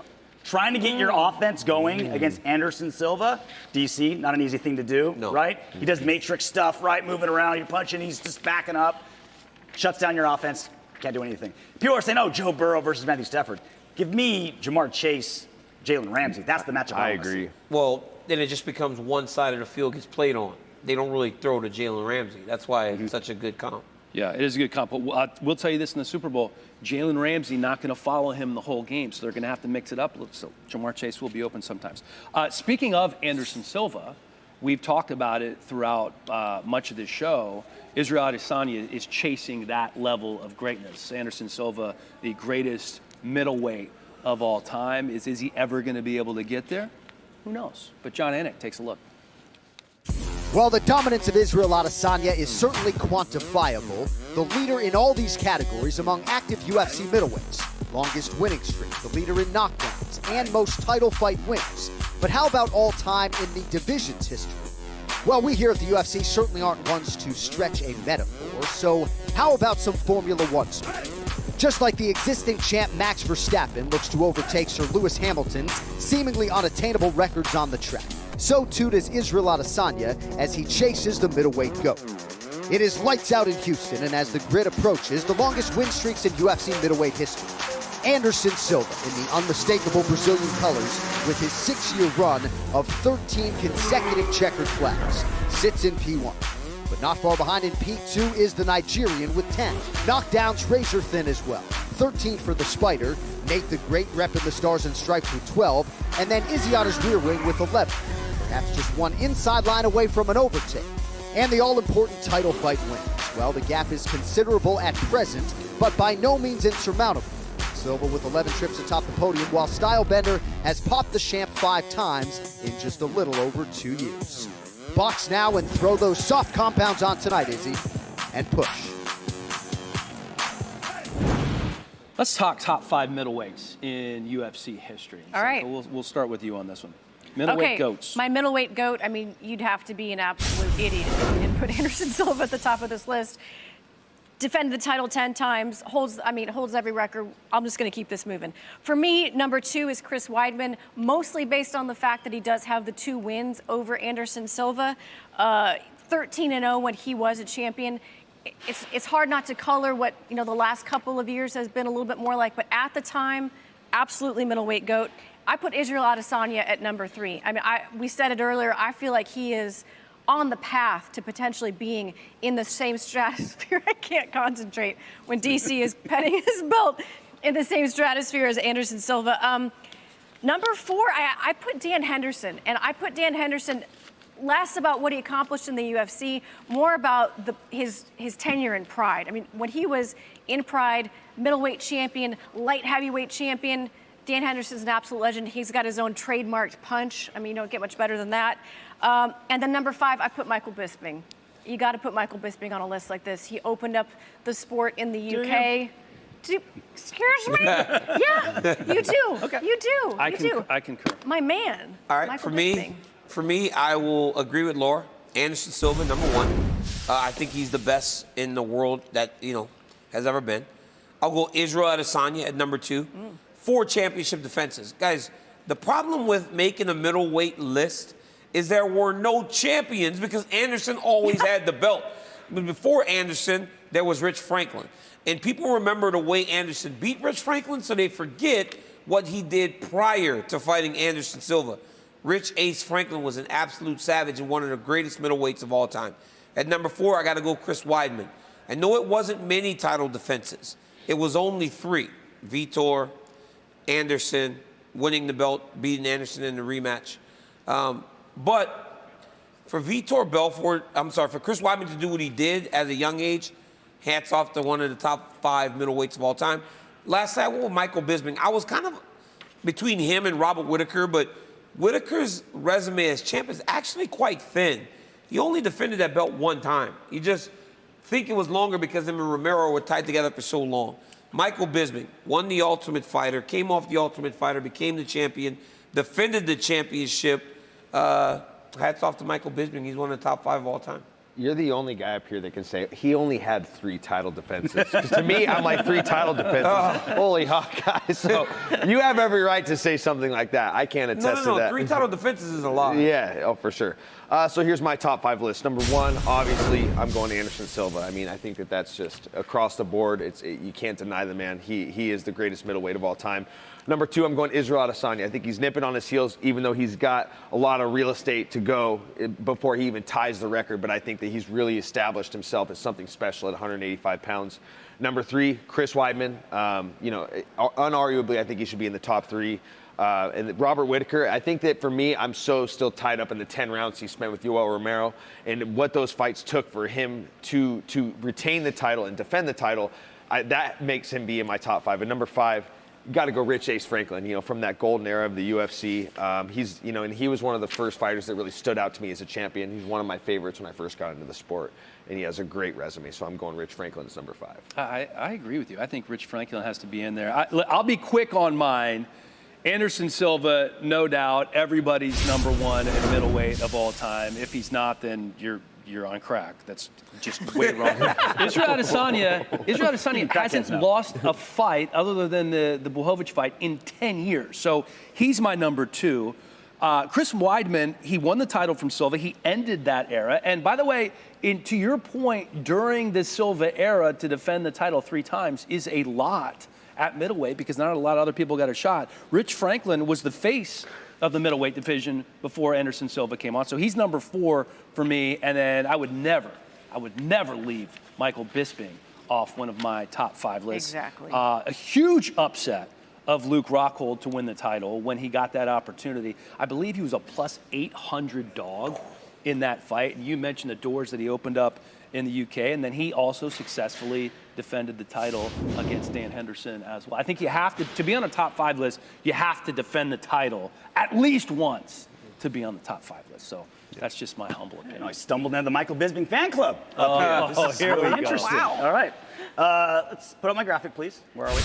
I was tempted to just go 1 through 5 and just put Anderson Silva. Every single time. You can cut his UFC career in half. It's still better than everybody else. That's how dominant he is. Yes. This whole conversation of like, is Izzy is almost taking on his legacy? Isn't it crazy that it's insane that I said that and people were like, oh my God. I'm like, dude, it's clear as can be. In boxing, nobody contested it. No modern guys give enough credit to the modern fighters. In MMA, it's the opposite problem. Every single time, it's like the next guy, he's the best of all time. And we forget our history, right? Anderson Silva, clearly number 1. 2, Israel Adesanya, undefeated, right? And he's beaten other guys on my list. Robert Whittaker, number 3. He's only lost 1 time in the UFC at the weight class. Yeah. And it's Israel Adesanya, right? And the 2 fights against Yoel Romero, nothing to sneeze at. 4, Chris Weidman, obviously 9-0 going into starting the UFC and beating Anderson Silva twice, and a prime Anderson Silva, right? This wasn't later Anderson Silva who was kind of falling off. And I can't believe we didn't hear this guy one time. Vitor Belfort. How about the guy who knocked out Michael Bisping? How about the guy who knocked out Luke Rockhold? How about the guy who handed Dan Henderson his first knockout loss ever? Prime 2013 Vitor Belfort in Brazil might be able to beat up Francis Ngannou. Vitor Belfort. Vitor Belfort. Prime TRT Vitor. Vitor Belfort from 2013 in Brazil. Vitor Belfort. Very specific version. The reason Vitor Belfort isn't on those lists is the same reason Barry Bonds and Roger Clemens and Sammy Sosa aren't into the Hall of Fame. Then you should take Anderson off the list. Then you should take Anderson off the list. Thank you. Yeah, but not like Vitor. The way Vitor looked. Cheating's cheating, bud. Nah. There are a lot of levels with DC, right? Like you can put your finger on the scale, but you can't put your whole hand on the scale. Guys, another phenomenal weigh-in show. RJ, thank you for chipping in as you always do. The belt does look good on you. I can't believe that you're ending another show with the belt. Ceremonial weigh-in at 5 p.m. Eastern time. We're going to see you at UFC 272 in Vegas, Covington, Masvidal. Looking forward to that. We are going to end with a shoey from RJ Clifford. Thanks, everybody, for watching. Always the most fun show. Crush it. Ooh, that was nice. Nice little touch there, RJ. Get the foam out. A lot of foam. Shocker. Oh, look at that. Terrible form. Oh, my God. Oh, Helly. Hey, Helly, you got to open those bird lips, bud. Look at Helly's pinky. Look at Helly's pinky up the whole time. Okay. He's so fancy. Okay. Oh, see the tip back? Barely spilled any there. Mark dude. barely put any beer in the fish. Look at the beer bottle. It's so much. 3/4 full. Look at that. Look at he dances the chin. Oh, no. Kiss of death. Get out of here. The kiss of death. Hats off to my boy Mario Ellie. Let's go.